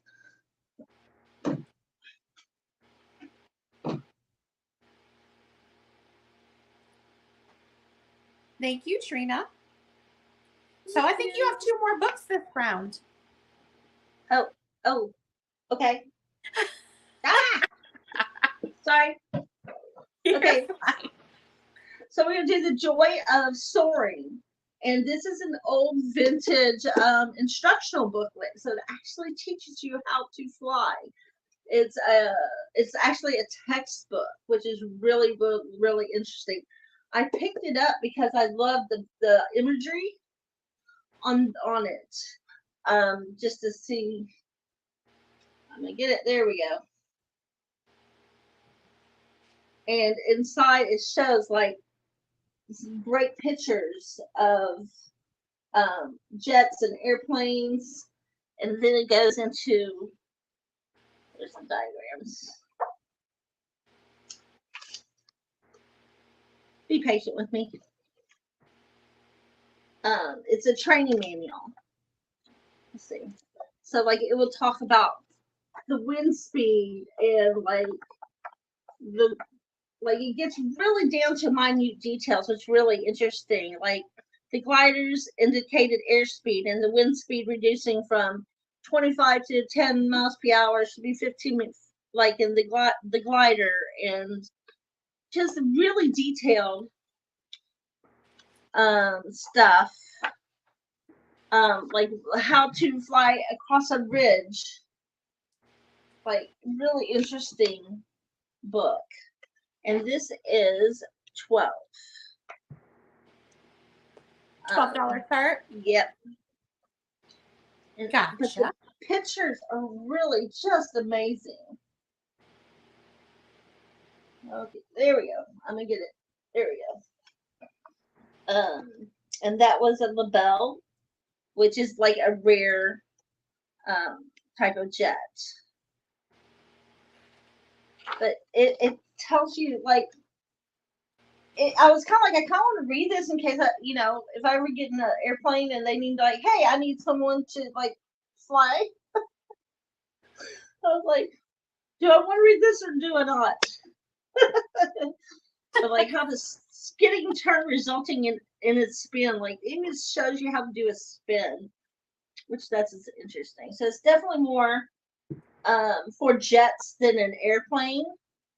But how to put slack in the tow line, stuff we don't really need to know now, but it's still just a fascinating, great book. I could see this in like a doctor's office or something, or someone who travels a lot, or even an engineer would love something like this. Oh yeah. This would be a great Christmas present. For sure. Okay, so let's switch it up a little bit.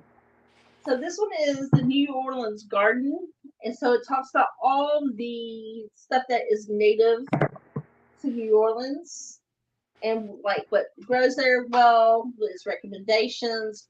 It goes over the wildflowers, roses, exotic trees, shrubs, vines, annuals, perennials. Let's see if it has some.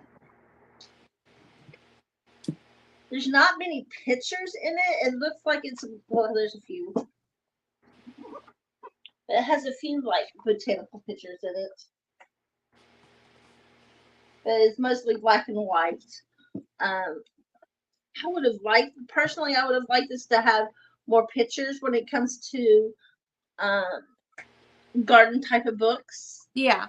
Because I'm a visual, but it really, really goes into detail on the types of vines there's available. Its Latin name, what they grow best in,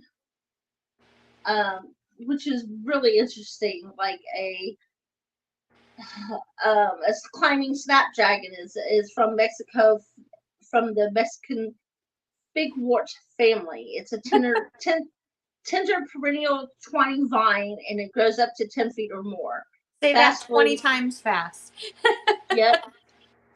It needs moist, well-drained soil, showy pink and deep purple snapdragon-like blossoms, good in hanging baskets. So it's more of a I would say more of a reference than like a good reference garden book. Yeah. What's your start on that? This was $5. $5. Okay. Yeah. Yeah, that's handy. Yeah. Very important. If I lived in New Orleans, it'd be like it would definitely be on there, and it's a beautiful picture. Heidi says, "I think Garden Guy Bill would like that." For sure, he probably would. But I know there's a lot of people who love to garden, and that's one of the reasons why I picked it up.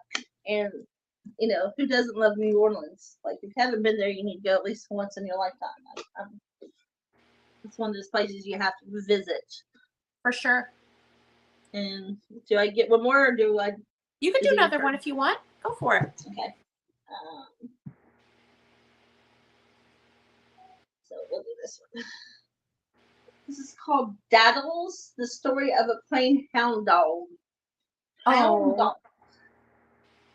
Daddles. So it's really cute. It's a weekly reader's children book, and it's from the club.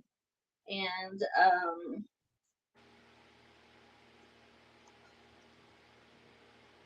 the pictures are really cute in it too. Oh yes. And what's your start on Daddles? $5. Okay. And let's see if there's I think it's 1950. 1964. But it's very well illustrated. Oh my gosh, and it smells amazing. Oh, like I just like you can smell it as soon as you open it. It just has that that smell that you want in books. It has it. I wish there was smell-o-vision. Like you don't, you can barely have to open it to smell it. It just smells that good. So it looks pretty good, and I love the colors. The colors are really cute on this too. The blue and the green, really cute. So this is 5. Very cute. That also 5. Yep. All right, switch you turn. All right, let's switch your room. I lost my pen. There you go. So I have choice here. It's going to be $3 for choice. So I'm going to put that in. These are all different books, all different years, similar style. I think it's the I Can Read. Most of them are the I Can Read books, usually from the 60s. Mm-hmm. The first one is The Case of the Cat's Meow. This is the inside. Meow. Meow. Cute illustrations in this one. Oh, those are cute. Yep.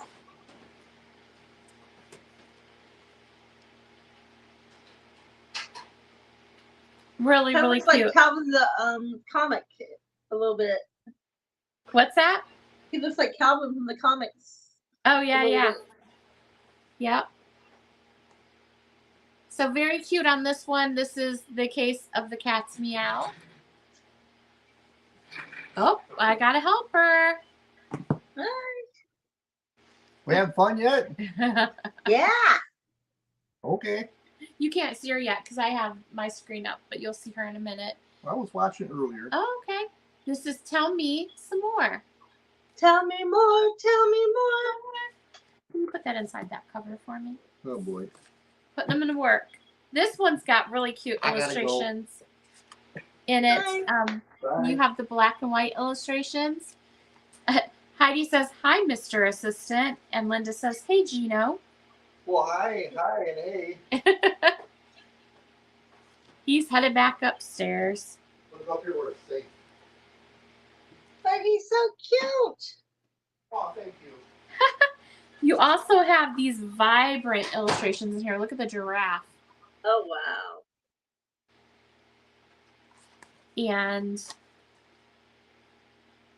so it's a variation in this one. You get the black and white, but you also get these really cute color illustrations. Look at.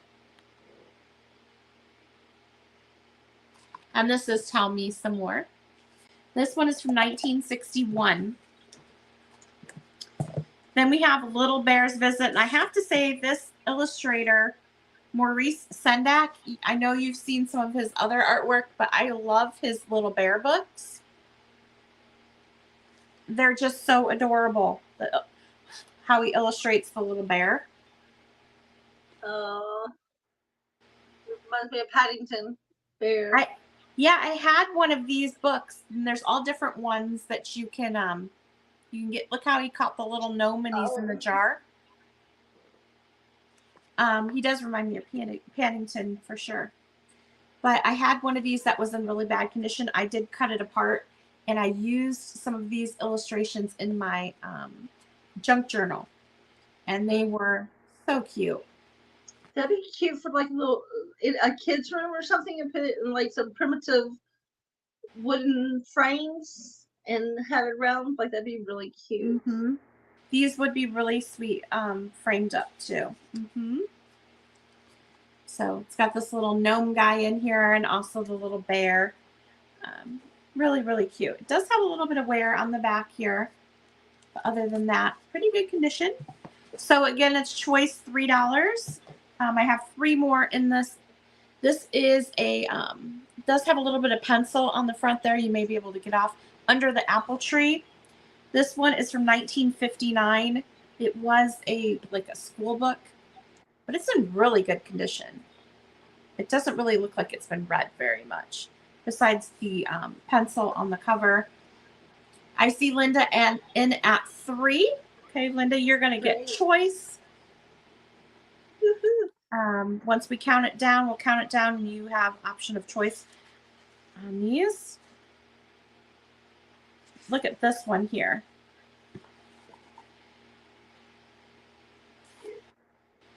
These little bunnies. Trina said she sent you her information. I heard it dink on my thing, so I know I got it. Thank you. Awesome. So this is 1959, Under the Apple Tree. The next option is 1959, Sammy the Seal by Sid Hoff. This is a classic. Sammy the Seal book. I remember this from when I was younger. The seal. The seal. Does have a little crayon mark right here. Really cute illustrations of the little seal. He goes to school. He visits all kinds of places.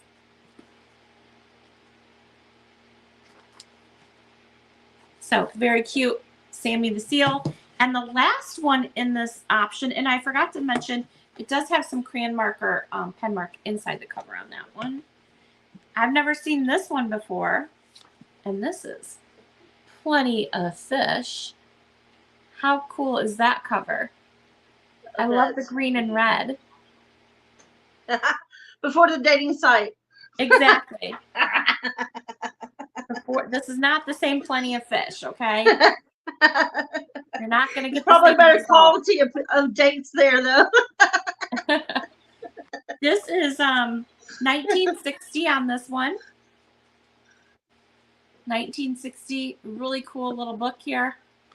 Plenty of Fish.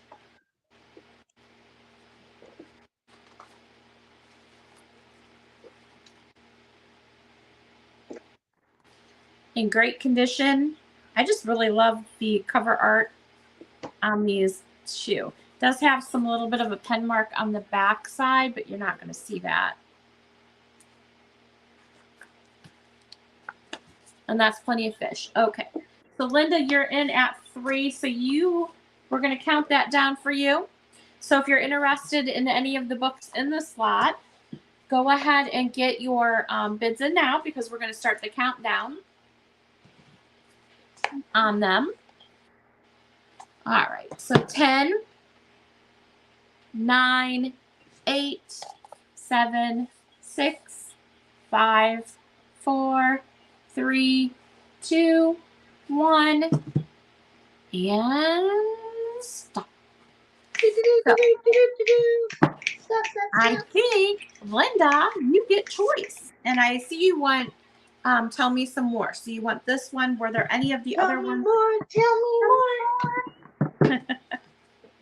Were there any of the other ones that you wanted as well? We have Little Bear, Under the Apple Tree, Sammy the Seal, Plenty of Fish, and Cat's Meow. The cat's meow. Meow, meow.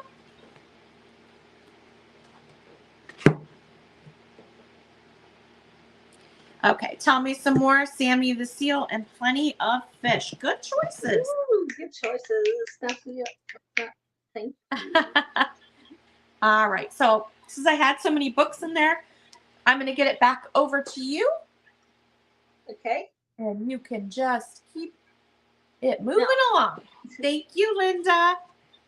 The next 3 that I'm showing, they're all 5 each. Okay.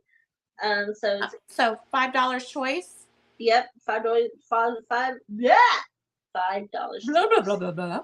Blah, blah, blah. Okay.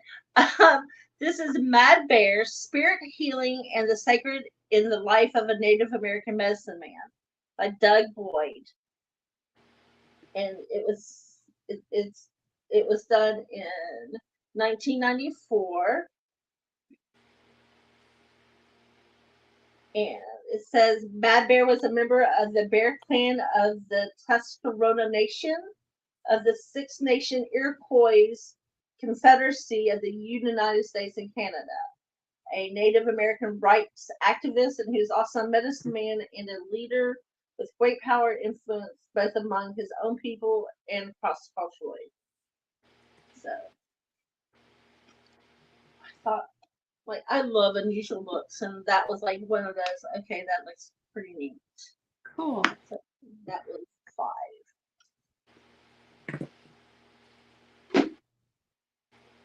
This is also 5. This is a vintage one.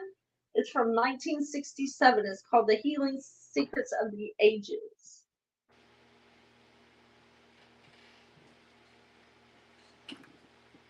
And let's see.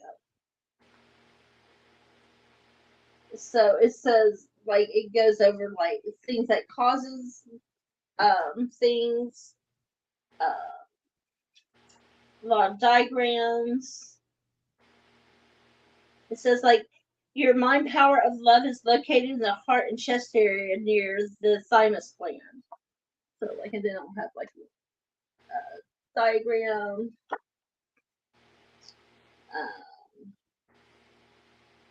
And so it tells you like how to heal yourself, which is really interesting. I have to read this because I just slipped through it.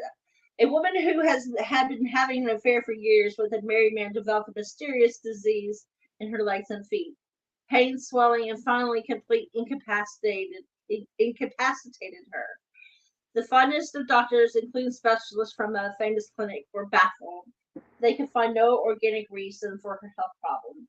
What they did not know is that her feet metaphysically symbolized understanding. When one refuses to live up to the highest and best he knows, baffling health problems in the area of the legs and feet are the natural result. Interesting. Definitely new agey vibe there. Cool. And I'm going to step away just for a second, okay? Sure. And then the third one that's also $5 is The Soul of the Indian, an interpretation by Charles A. Eastman, and it's Oigisha, I think is how they say it. And he was a mixed-blooded Hui. I think that's, if I'm saying it right, I'm sorry. Sometimes Indian. And he was married to a well-known artist. They had many children. So let's see if there's anything.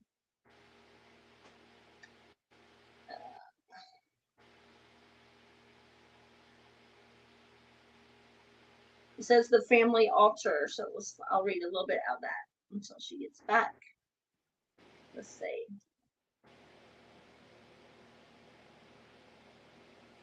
The American Indian was an individualist in religion as in war. He had neither a national army nor an organized church. There was no priest to assume responsibility for another soul. That is, we believe, the supreme duty of the parent, who only was permitted to claim, in some degree, priestly office and function, since it is his creative and protecting duty, ever since she can remember. The ordeal is best met alone, where no curious or prying eyes can embrace her, where all nature says to her spirit, T is love, love, T is love, the fulfilling of life.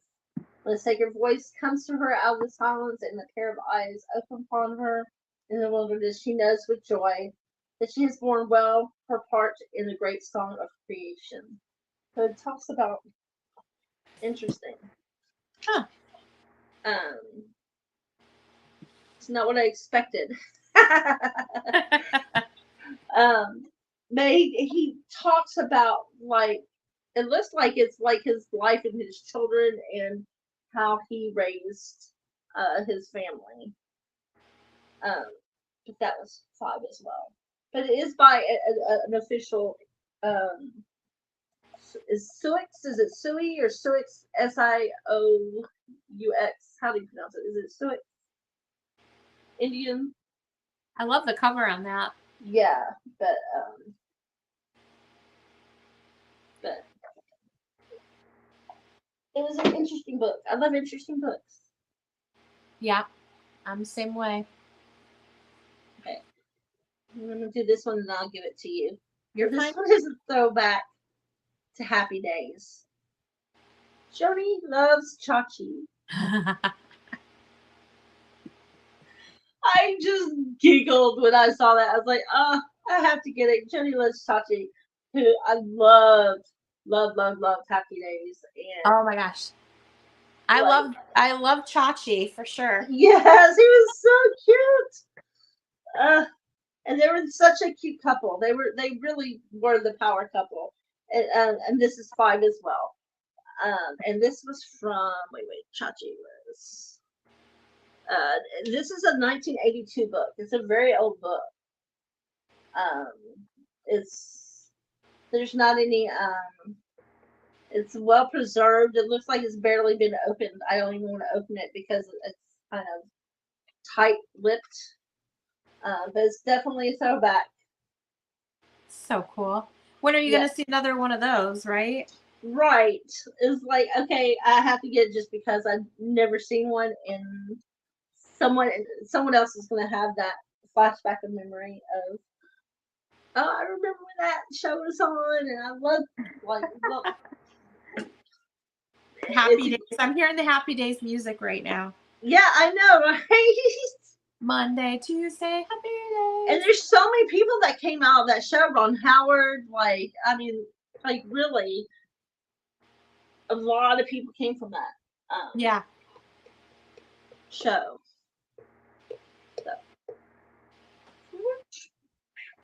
We switch it? All right. I need a moment to get some books to my stuff in. I think we have just less than an hour, so we are shooting. We're going to go till 6 o'clock. Okay. But everybody, you can just, if you find something that you're interested in, if you're watching back and you see a book that didn't sell, reach out to either one of us. Her email is on the screen right below my name there. My email I'll put back up in just a moment there.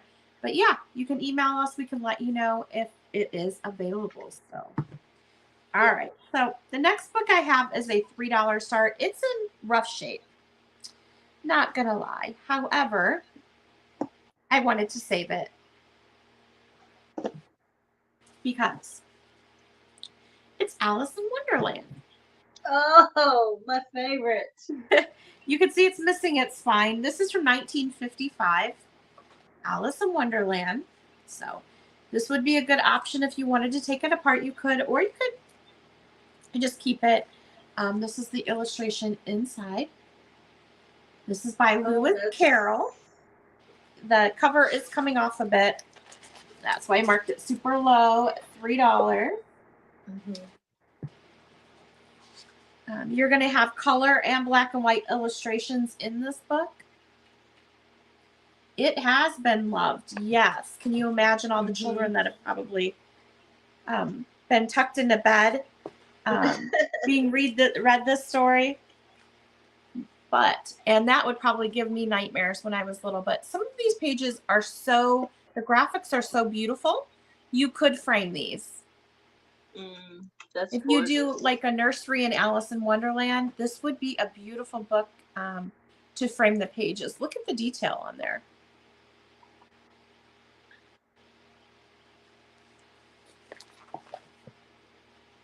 That's advice from the caterpillar. Look at the queen. Off with their heads. Yes. She's upset. She is. I'm going to paint them red. Yeah, the illustrations in here are just really, really amazing. Look at all the... I love how sweet her face is. Yes, and the illustrator on this is Marjorie Torrey. She is the illustrator. Hi, Nancy. Nancy with this overstuffed house is in here, and she loves Oh, books. welcome. So this is a $3 start on that one, and it's from 1955. Rough shape, however, if you're going to take it apart to frame it, that would be a good option. I also have another Mother Goose book back here that's in really rough shape that could be taken apart and framed as well. The next book, do you remember Wuzzles? Does that sound familiar? Wuzzles? Wuzzles, 1985. I didn't realize it was Walt Disney, but 1985 Hasbro, Walt Disney Productions. I didn't know it was Disney. Wow. You're gonna remember it when I show it to you. Okay. Ready? Yep. Oh, I remember. Yes. The Wuzzles. There was like a bumblebee bear. Yeah. And it was all like little creatures. I remember this little guy here. He's like part. That was Disney. How interesting. Yeah, it's marked Walt Disney Productions on the back here. Wow. I didn't know it either. So this one is an $8 start. So I better type that in. This Someone will grab that because that's like one of those rarity Disney's. Like, because I bet people didn't know that was Disney. I know I didn't. That's very. Yeah, I didn't either. Well, you would think that we would see more since it's Disney. Like they would maybe bring it back or something. Yeah. They had a cartoon. I definitely remember the elephant. I remember. Yeah. I remember the bumblebee bear. That's the one that I remember the most. I can't remember her name though. My sister, I think, had this in like a bathtub toy. This little guy here. But yeah, this book's in beautiful condition. The Wuzzles. If you want to, it's a butter bear. Moosel. Butter bear. Moosel. I didn't know it was Disney either. Hippopotamus and Bumble Lion. These are all the different. Go through all the different ones here. Ellaroo. So she's part kangaroo, part elephant. Oh, it's an inbreed. Yep. Love it. Part rhinoceros, part monkey. Heidi says, "Oh yes, I remember those." She didn't know it was Disney either. So weird that we don't really see much of it. You would think Disney would bring it back. They should bring it back. I'm sure they will now. So yes, this is in beautiful condition. Have you snuzzled a wuzzle today? I have not. I need to. You do need to. And I think it has, well, I thought it was a Kmart sticker, but it has a sticker on there. I thought it was Kmart, but I don't know if it is. That adds to it when it has the old stickers like that, right? And then the last one in my 3 is really cute. It's Woodland Stories. The illustrations in this are so cute. And this one is a $7 start. So let me get you set up here. $7 start. My little niece is coming over after the sale. We are going to order pizza and we're going to craft and watch scary movies. Oh, that sounds like fun. And then we're going to get up early and go to a craft show tomorrow. We're going to go to the Apple Butter Festival. So fun. Exciting, right? This is the little Woodland storybook here. Now, this is from 1975. It's in really good condition. I didn't see any writing in here at all. So no little stinker of a kid wrote their name in there or colored in it, from what I can tell. So it goes through different woodland stories. That's the fawn. Hi, Linda. Really cute illustrations in here. They are. So that's a fawn. Let me see if there's some other ones. Oh my gosh, look at this. Oh, wow. Is that not adorable? They're on little costumes. Look at the squirrels. Badger. Something like that I would just frame and put up on my wall. Yeah. I should really frame some of the children's books that I have. There's Paint and Peppermint, the squirrels stories, and I think there's a rabbit story in here. Pancake Day, that's got rabbits. So really cute book here. This is from 1975, Woodland Stories. $7 start. Doesn't look like there's any interest. I think that was my 3. So let me just zip it here and get over. Boop, boop. We need like a sound effect every time we switch it. Back to you. All right. We have the Random House Guide to Roses. It has over 1,400 roses and full color photographs. Oh, okay. What's your start? $10. Okay, let me get that in for you. Like, okay, they're gorgeous. Gorgeous. Oh. Can we say decoupage? Someone please take this in decoupage. Oh yeah. Like, or even this would be a beautiful, like, to put in the bathroom and like use it, make it into a wallpaper, because there's so many gorgeous pictures. You could cut those out and use them in your scrapbook and pop dot them up so they sit 3D in your book. They would look amazing. Okay. Oh, that was a pretty picture. I had to show. Beautiful pictures, and it's all in color, and it tells you what they are, so you can identify it. So it's not only just a picture book; it's actually educational. And I know it's it's hard to think about roses right now because we're getting in the cold season, but this would be great to use, like if you when you're sitting in your fireplace and planning your garden for next year, this would be a great book. Great reference books for sure to just see what the different roses look like, because I have no idea. So that would be helpful. I should get that for my mother-in-law. She probably would like that. And it has everything, like the Baby Bessie McCall is the name of it. Jelly Bean is the name of a rose. Cheerleader, White Angel, Mini Pearl. Mini Pearl? Mini Pearl. That's the Mini Pearl right there. Oh my gosh. There's a Mini Pearl. So like very peach color, but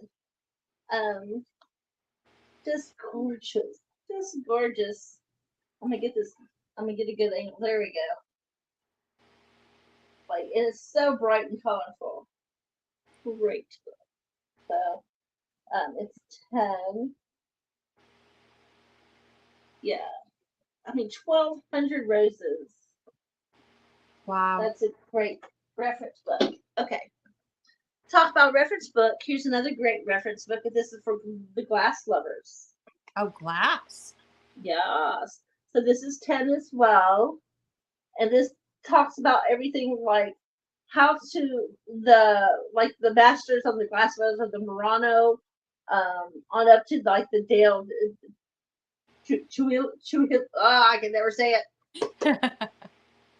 Chihuly.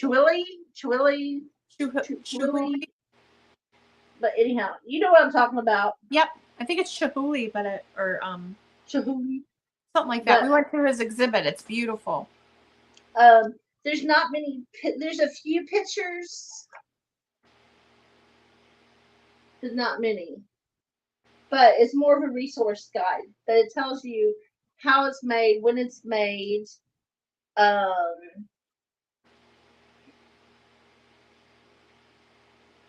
where you can find, like the Chevron company talks about that. Fire optics, how they made the fire optics, when it was when the oxidide was introduced. Great resource book. So, unfortunately, it's not like a like a reference book typically of like, oh, this is like it's more of it's still a reference book, but it's more of like a history of it. Yeah. Okay. That's a good book to have. Yes, it is. Especially if you're in the vintage world, like, because classic is where it's at. Yep. All right. And then let's do. It's called the Tomahawk Family. Oh, cute. And a really cute vintage book. Lots of orange and yellows. And this was, wait, where's Tomahawk? I have it written. Where did I put it? Come to me, please. Well, there is some printing on it because it came from a school library, it looks like. Okay. So I need to expose that. And there's some writing.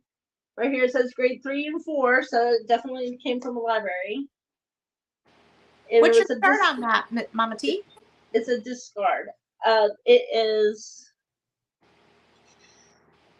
I didn't write it down. I'm gonna just say 5 because I don't remember. Okay. But it's a 1960s. Let's see. It's a big print, which is really nice. And I love the colors. It does have some prints in it. You get it. There we go.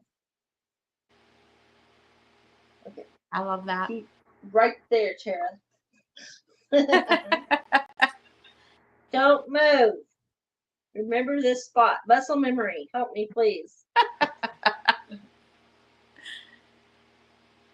So it's a really cute book. But it definitely has a lot of stampage on it. So that's why it's but it's a great, like, if you collect the books just for the colors, which some people do, it's a great book. Oh, for fall too, huh? Yeah. Those colors. Mm-hmm. Yep, and it's the Tomahawk family, so Indian, so it's very. Have you seen where they take books and you take a pot of hot water and you put borax in there, and then you open your book and you dip it in there and you leave it in there, and then it grows crystals on it? I have. So have you seen this thing? Like, okay, I'm just using this, but they use these old things and then they put their books in it. Yes, I've been looking for one of those because I think it's Misty that does that. I've seen that, and you stack your books in there. So yes. I definitely. That's cool that you have one of those. I need to get one. But so what this is really cute for, is for, like, this is perfect if you have your favorite like cooking books. To keep it in hands right at the thing. Because it holds it really good. So it's a big trend. Oh yeah. But put you that can right on your counter. Right. So, but anyhow, I just wanted to show you because it's holding my books. It's literally over here holding my books. Do you have any? Was that a Kewpie book that you had in your hand, or am I seeing things? A Kewpie? Kewpie. Did that have Kewpies on it, or am I just looking at it weird? Because no, it's a book. It was a cookbook. Oh, okay. I thought those were little Kewpies, and I was going to say, girl. Oh like, my goodness, how cute! Happy times with home cooking. It's like the old school ones where they would like collect them, and you would have to send them in. Yes, I love that idea though of repurposing that like casserole holder or whatever it is to hold your book. Yeah, for sure. The if anybody's interested in the recipe, this was I think 4. Heidi said it was how to cook a Kewpie. No, we can't cook the Kewpies. It melts. Yeah, that would not be fun. And the smell would be horrible. And the screaming, I couldn't deal with it. Oh, the yeah. Oh man. But this actually has a Mississippi mud cake in it. So like Oh, there's some really cool like old vintage um like grasshopper cake, like the oh yeah. grasshopper pie. Did you ever have a grasshopper pie? It's mint, right? Yeah.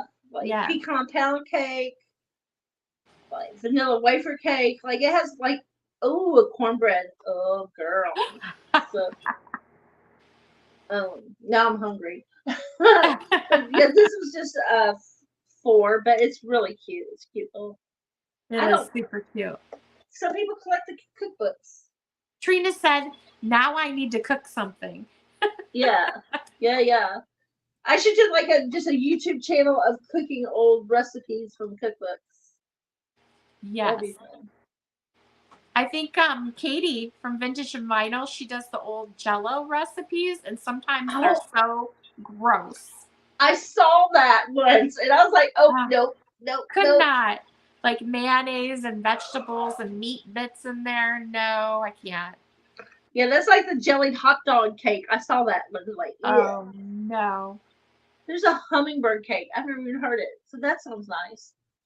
Has cinnamon, pineapple, pecans, bananas, and cream cheese frosting. That kind of sounds pretty good. It would be fun to if you did like a recipe, cooked a recipe a week, and did a video on it. Maybe on Yeah, something that you found in one of your old cookbooks. yeah. That would be fun. Meat Jello, no, Heidi, no meat Jello. Ugh. Blech. Meat gelatin, no, I can't even.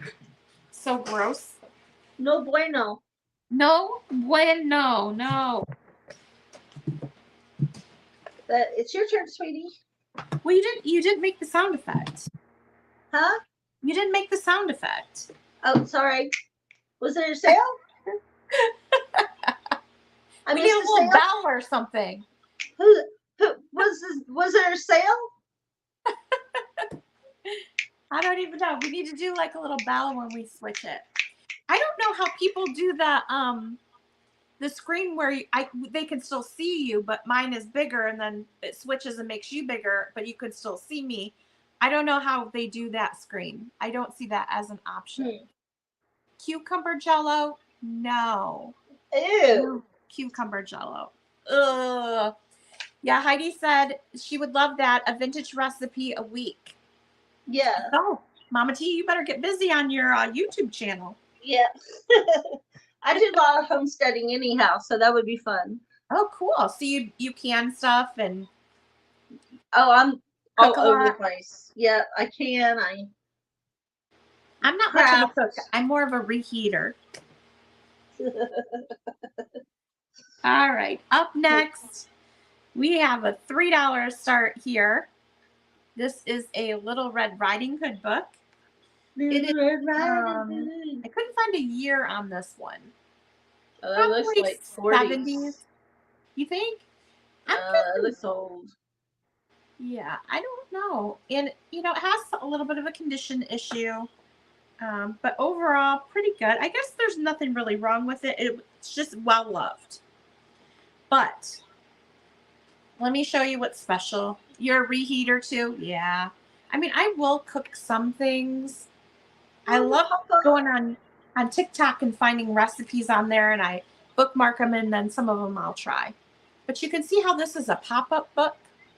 Mm-hmm. That's really cute. Webs. Oh my God. Okay.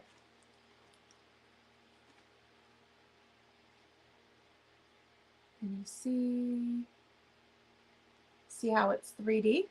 That's cute. What big This eyes is you have. Yes, this is a $3 start here. This guy's beating on the wolf. You must upchuck my kid. Yes. And then there's. So this is Little Red Riding Hood. It's a pop-up book, $3 start on that. And then we have a $4 start. This is Sesame Street. It's a classic. The Sesame Street 1, 2, 3 storybook. 1973 on this one. Yes. You got your Big Bird, Bert and Ernie, Oscar, Grover. I mean, we all grew up with Sesame Street. 1 book, 2 The books. count is usually the one that does the counting. Greetings.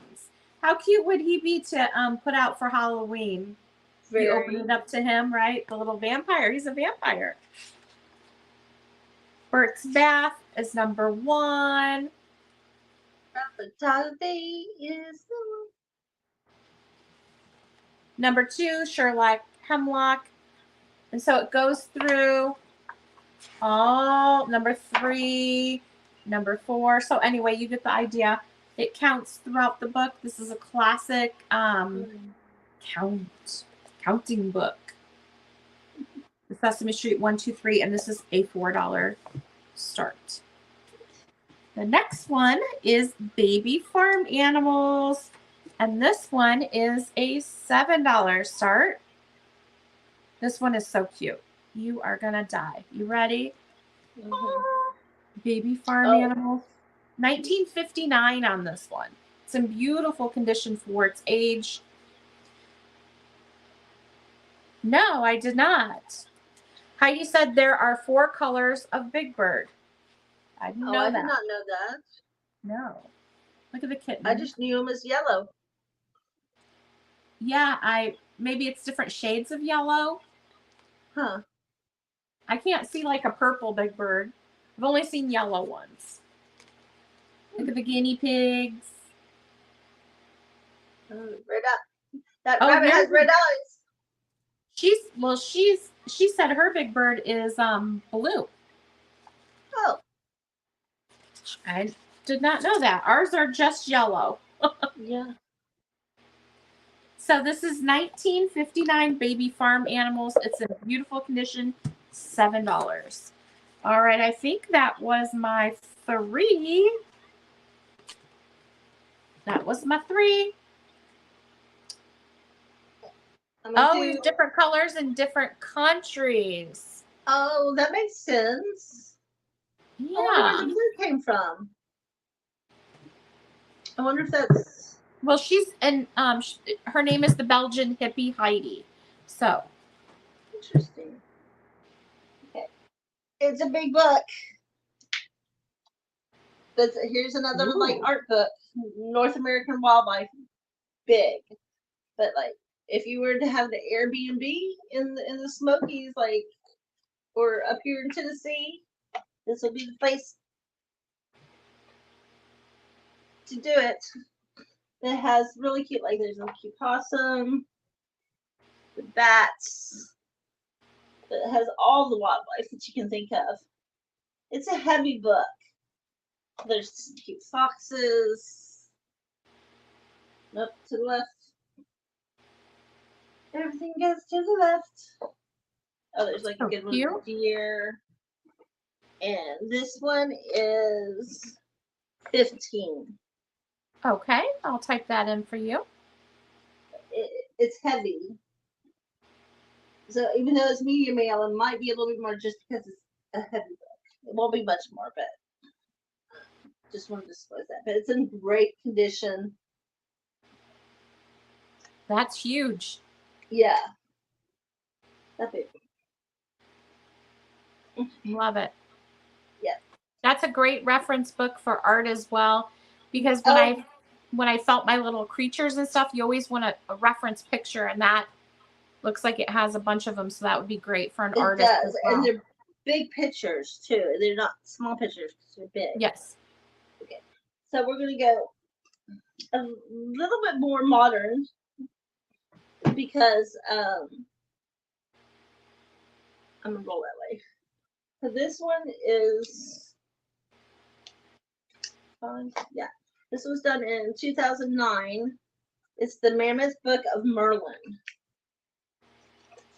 revealing the magic within 24 spellbinding tales from the time of King Arthur's Camelot.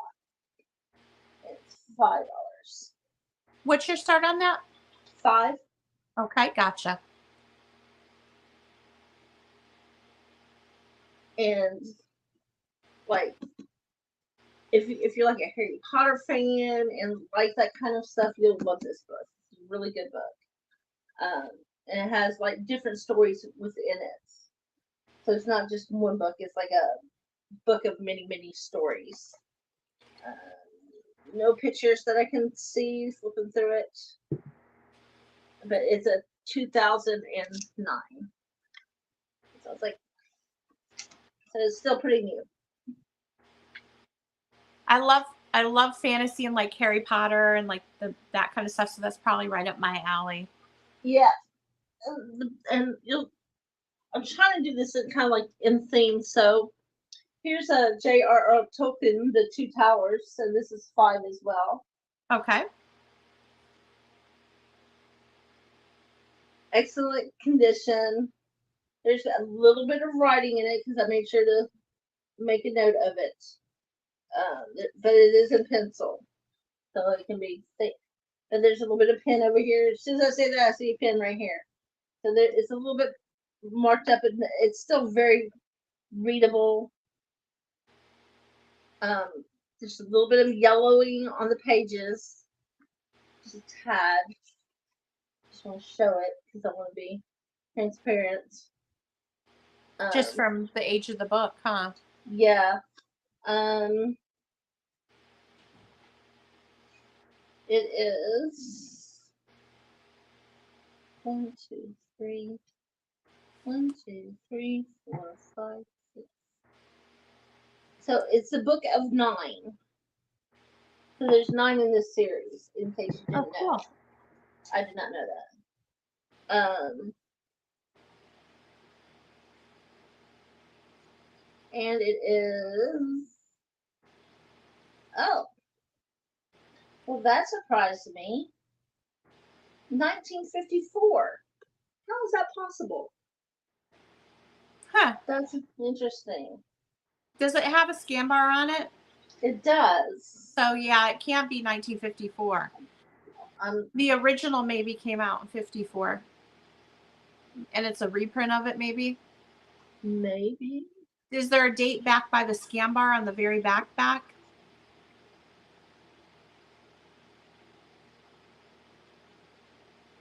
No. Huh. It's got to be a reprint of it. Yeah, it has to be a reprint. That's all. Like, that can't be right. But I didn't know the original came out back then, though. That was interesting. Renewed 1982. There you maybe. go. But if you have questions, I'll take pictures and send it to you if you're interested. Because I want to make sure I represent it correctly. But yeah, this is 5. Sorry. Awesome. Okay. And then one more for the new ages. Star Wars. Dun-dun. And it is a journey to Star Wars: The Force Awakens. It's by Jason Fry, and it's The Weapon of the Jedi, a Luke Skywalker adventure. Cool. And this is $8. $8. And this is like a real. It's well written book. Mm-hmm. And it's kind of neat. They aged it. That's not. They did that. They did that little aging. Mm-hmm. Just made to look older. To make it look at old fashioned, which I thought was interesting. But it does have some artwork in there as well. That's cool. Yeah, it's a little different. And the story is set between Star Wars: A New Hope and Star Wars: The Empire Strikes Back. So that gives you a little background of where this lies. Interesting. Very Be cool. good Christmas present. For sure. Yep. Hi, your turn. Okay. We're going to do the switcheroo. Switcheroo. All right.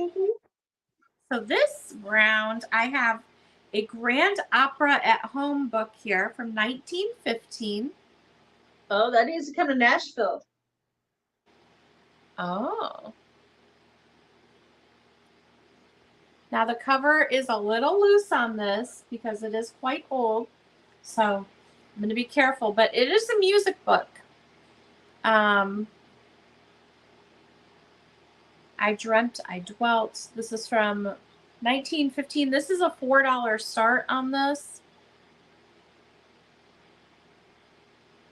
$4 start on the opera, Grand Opera at Home. I'm going to see Brother Come and Dance with Me, Hansel and Gretel. Let's see, Cavalera Rusticana.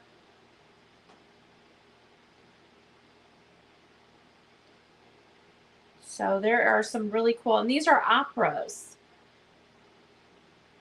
Lohengrin. It's all different, just sheet music.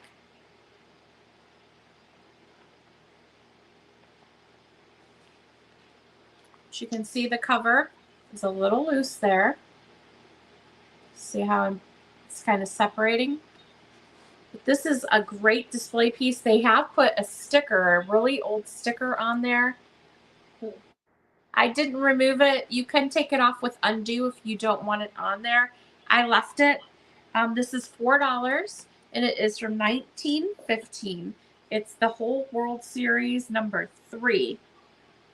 Really has an Art Nouveau feel to it. The cover, if you look at the detail, look at the faces.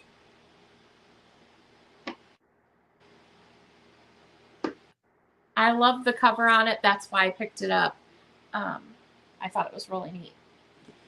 And then we have another music book here. This one is 1915. Let me just get you set up here.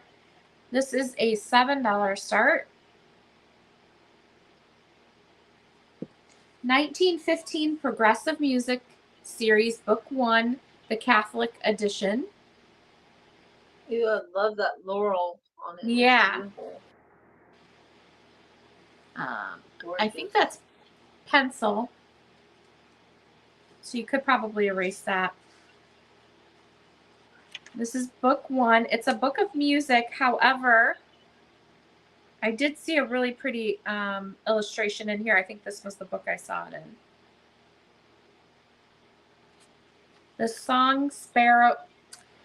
Now, I didn't read the title. This is a weird title for this beautiful illustration. The Song Sparrow's Toilet. I don't know what that's about, but is the song I guess going because to the loo? I guess because the sparrow can go potty anywhere, right? A splash into a silver brook, a dainty little dipping, a dart into a quiet nook with all his feathers dripping, a little shake, a little tweak, to stir up every feather, a pretty preening with his beak to lay them all together. Yeah. The Song Sparrow's Toilet. I thought the graphic there was really pretty. There's Ladybug, the parade, very patriotic for that one, right? Hi, Lena. Hi, Kitty Cat. Thank you for joining us. We are doing a book sale here before and after. So this one's really cool. Again, this is from 1915. 1915 on this. It does have some illustrations, but it's mostly just a music book. And it is $7. Okay, the last one in my 3 before we switch back over to Mama T. This is going to be an $8 start. And this kind of goes with these two little ladies back here, right here. Boop. I just found them this weekend at a garage sale. I bought a bag that had some dolls in it, and I thought, oh, it had doll clothes, and so it was $1.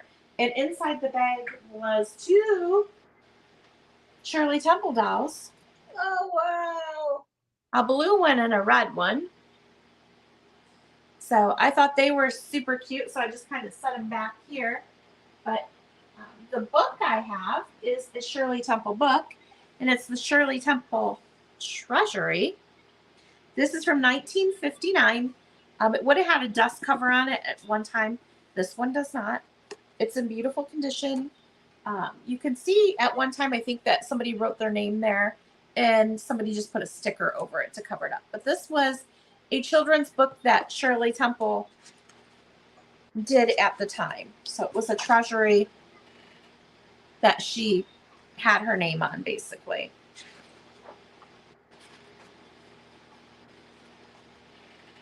Shows her there with her children, I guess. It's got Heidi.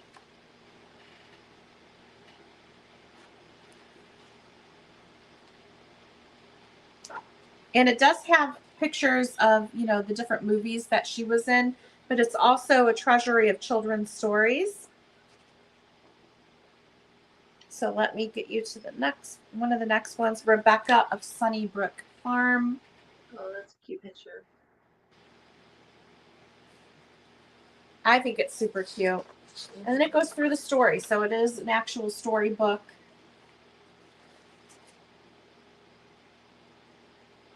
Let me just see. I'm going to look and see what different ones is that. That one almost looks like Pollyanna or something. Let me see which ones are. I don't know if she ever did Pollyanna. I'm trying to see if it has. Oh, here it is. Heidi, the Little Colonel, Rebecca of Sunnybrook Farm, Captain January. So those are the stories that are in here. But it's a thick book. So, I mean, it's definitely got stories and a lot of illustrations in it, different illustrations too.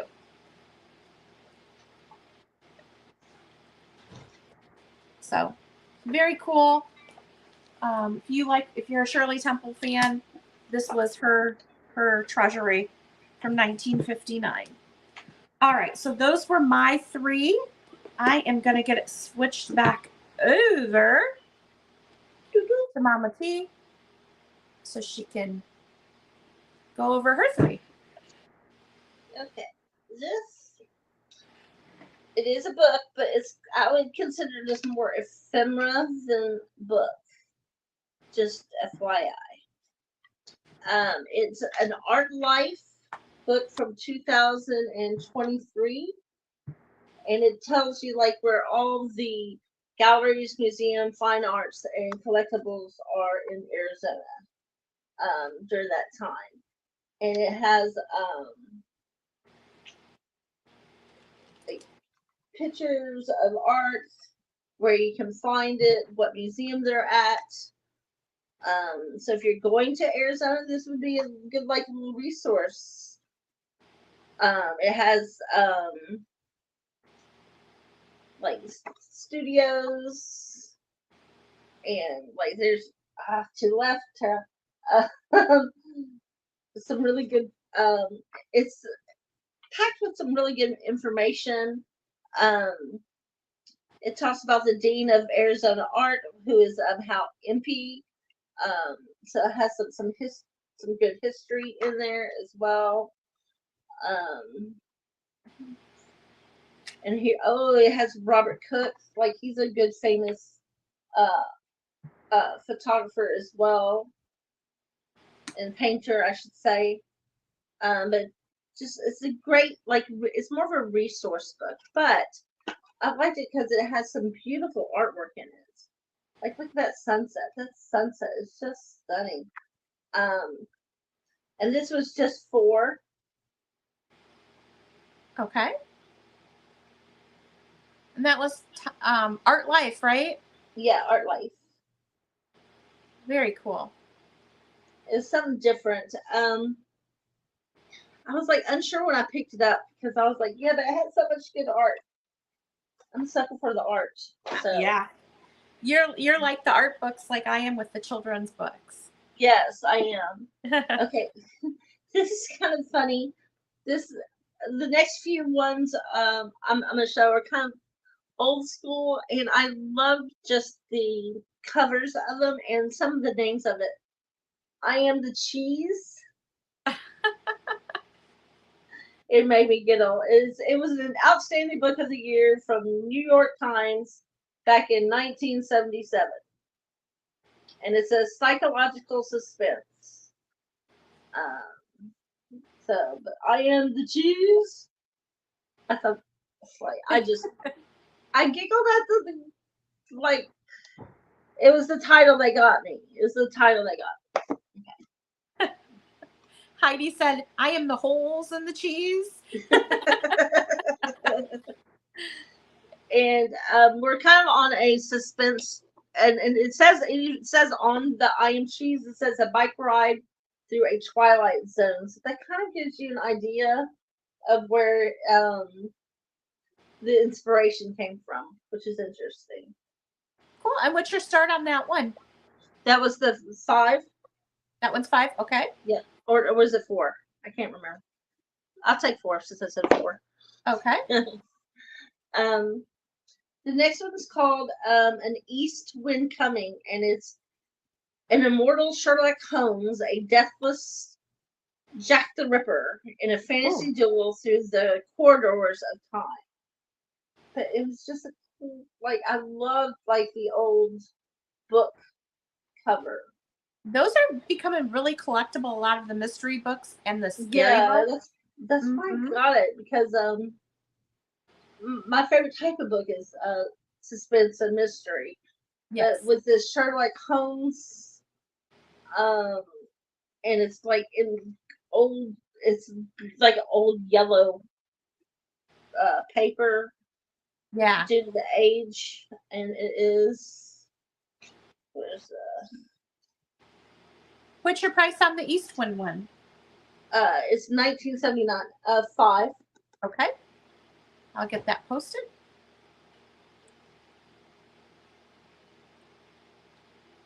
Yeah, that definitely looks 1970s for sure. Yes. So here's another like kind of like look at that cover. Oh yeah. Like the cover. What is it called? I can't pronounce it. You can try the up hotline. We're gonna call it the hotline. The Opie-Uchi hotline. Ophiuchi. Ophiuchi for those who hotline. And what's your price on that one? 6. I think you need to find something and read something out of that one. Okay. It's selected for high quality and interest and are reviewed and passed on by a 2-judge panel. So it was, that's interesting. Okay. Let's see.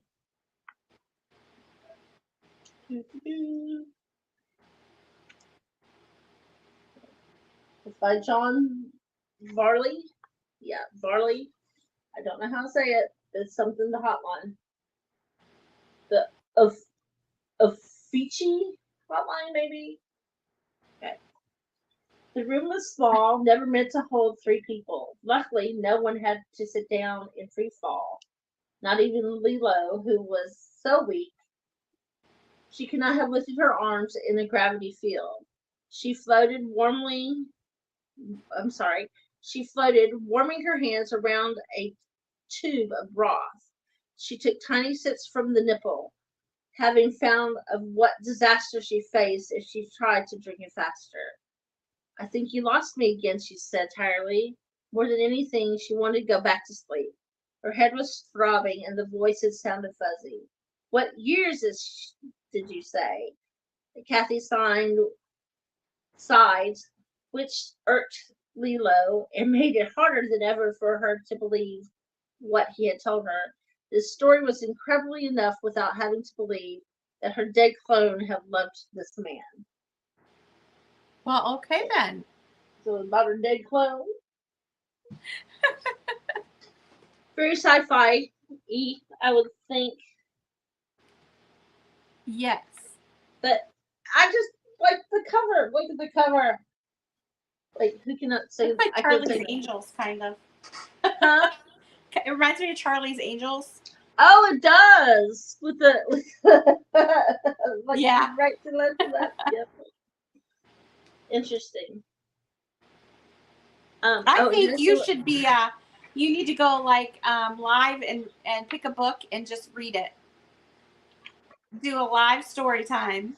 yeah. And then at the end of the story you put the book up for sale.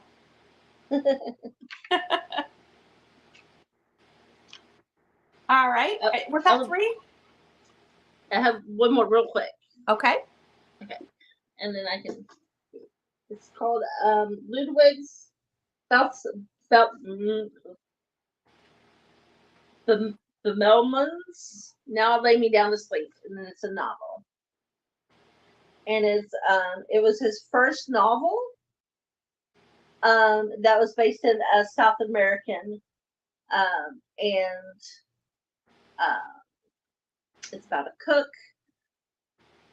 and it's like it's also a mystery detective murder type of novel.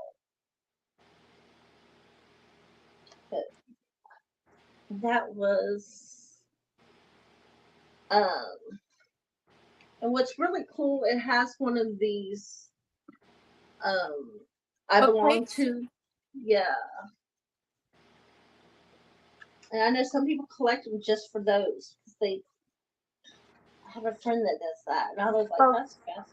Both Heidi and Trina said that they really like the idea of you reading a storybook on your page, and they would enjoy that. Okay, and this one's 1942. Oh, that's cool. Yeah. What's your price on that one? $5. Okay. Yeah. Okay, we're ready to do the switch. I think this is the final switcheroo.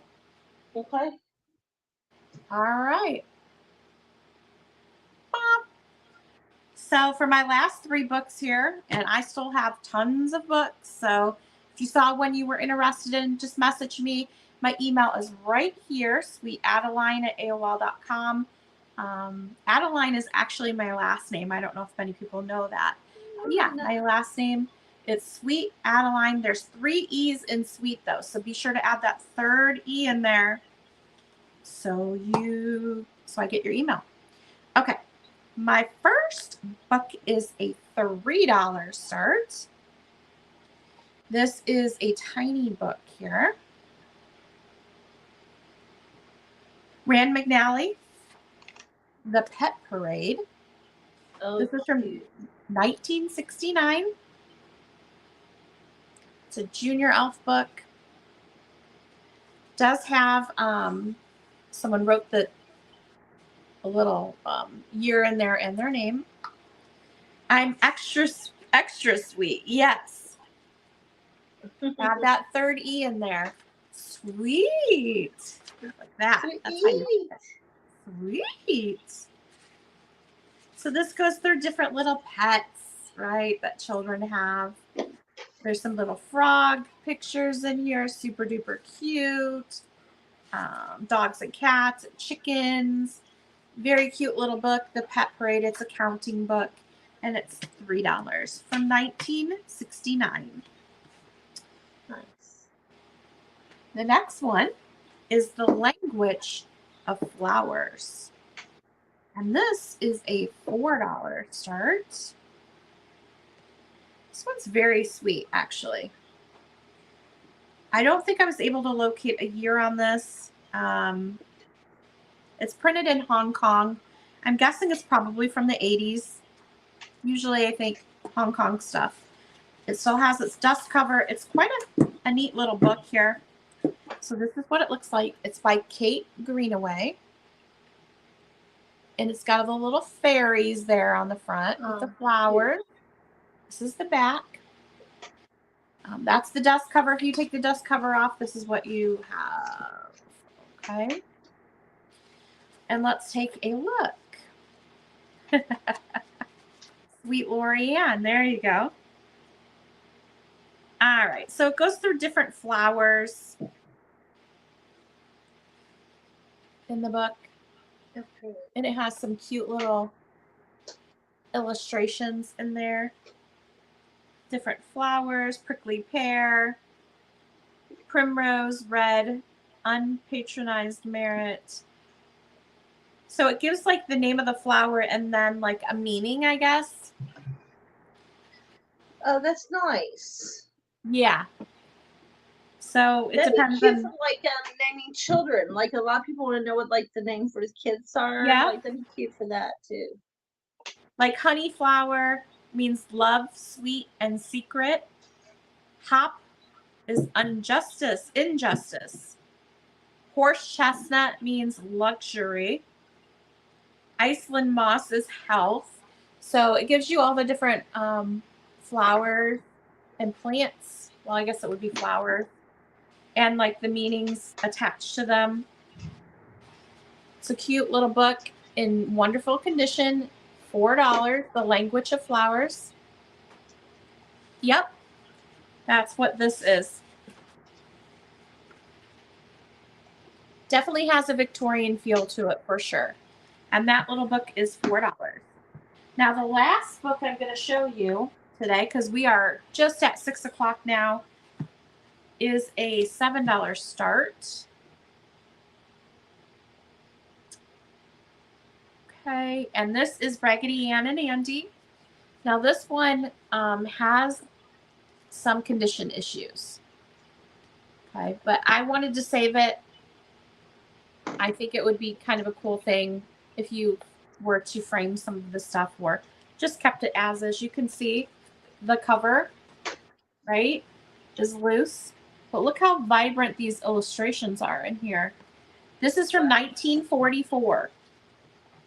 And it had a coil bind on it, like a coil. So some of the pages are loose, but I'm going to take that off there for a second to show you. They're animated pictures. So you can see the horse or camel or whatever it is. Actually, they move, right? Oh, that's cool. Yeah. That's, well, I'm doing it backwards, but I think he's like a camel. Right? So I've never seen the animated ones, but look at this one. If I can hold it up. And the stuff moves. Raggedy Ann's head moves. I didn't either. But some of the illustrations in here are really cool. Like the sea monster is going to eat Raggedy Andy, and his head just fell off. But it just sticks on there. Like that. So this one does have some condition issues, like I said. The pages are also like this. Oh wow. Because they probably have like the animatronics, so you got to have two separate pages to hook them to. Otherwise, they come through on the other side. But yes, some of the pieces are off, so it's sold as is. But it's a very cool little, if you collect Raggedy Ann and Andy, this is a neat little book, and it's from 1944. The animated illustrations. So that is the last book. I think we are at the end of our sale today. It was a lot of fun. We showed a lot of books. Let me bring you back up on the screen here. There she is. So her first time doing YouTube, my first time doing a Saturday sale. So it was really fun, and we'll have to do it again, definitely. Absolutely. It was such a pleasure and fun to do it. So you have a lot on Instagram. You do a lot on Instagram. Yes, I do a lot on Instagram, and I sell on eBay and Mercari. Okay. So if you just started your YouTube channel, right? It's been going for like 2 years now, actually. I just Okay. was a slow start.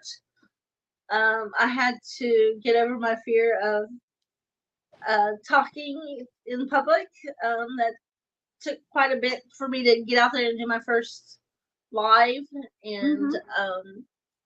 on Insta, and then I finally got used to it, and I was like, okay, I can do this. And Mm-hmm. then people on Insta were like, "You're so funny, like you should like be on YouTube." And I was like, Yep. okay, like I'll look into it.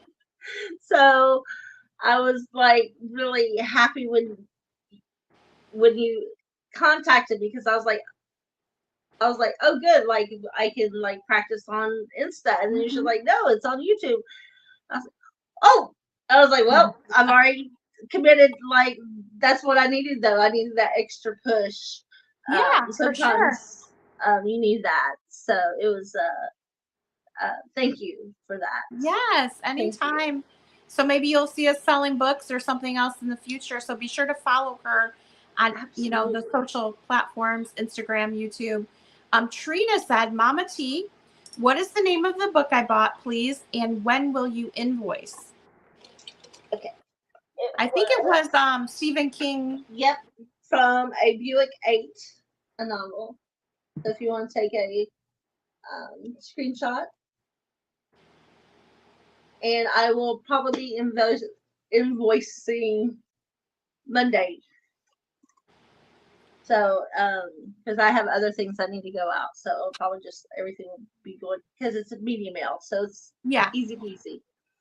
Yep. And so I believe Linda bought from me. Linda, I can get those out to you or I can hold them. I am having a Monday sale. So be sure you all tune in for my Monday sale here, 12 Eastern on YouTube. And I believe we're doing vintage advertising this week. Ooh. Okay.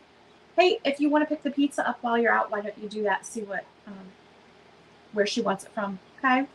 Yes, ma'am. He's going to pick my niece up because my niece is coming over. She broke her ankle. She's a cheerleader for Cincinnati Bearcats.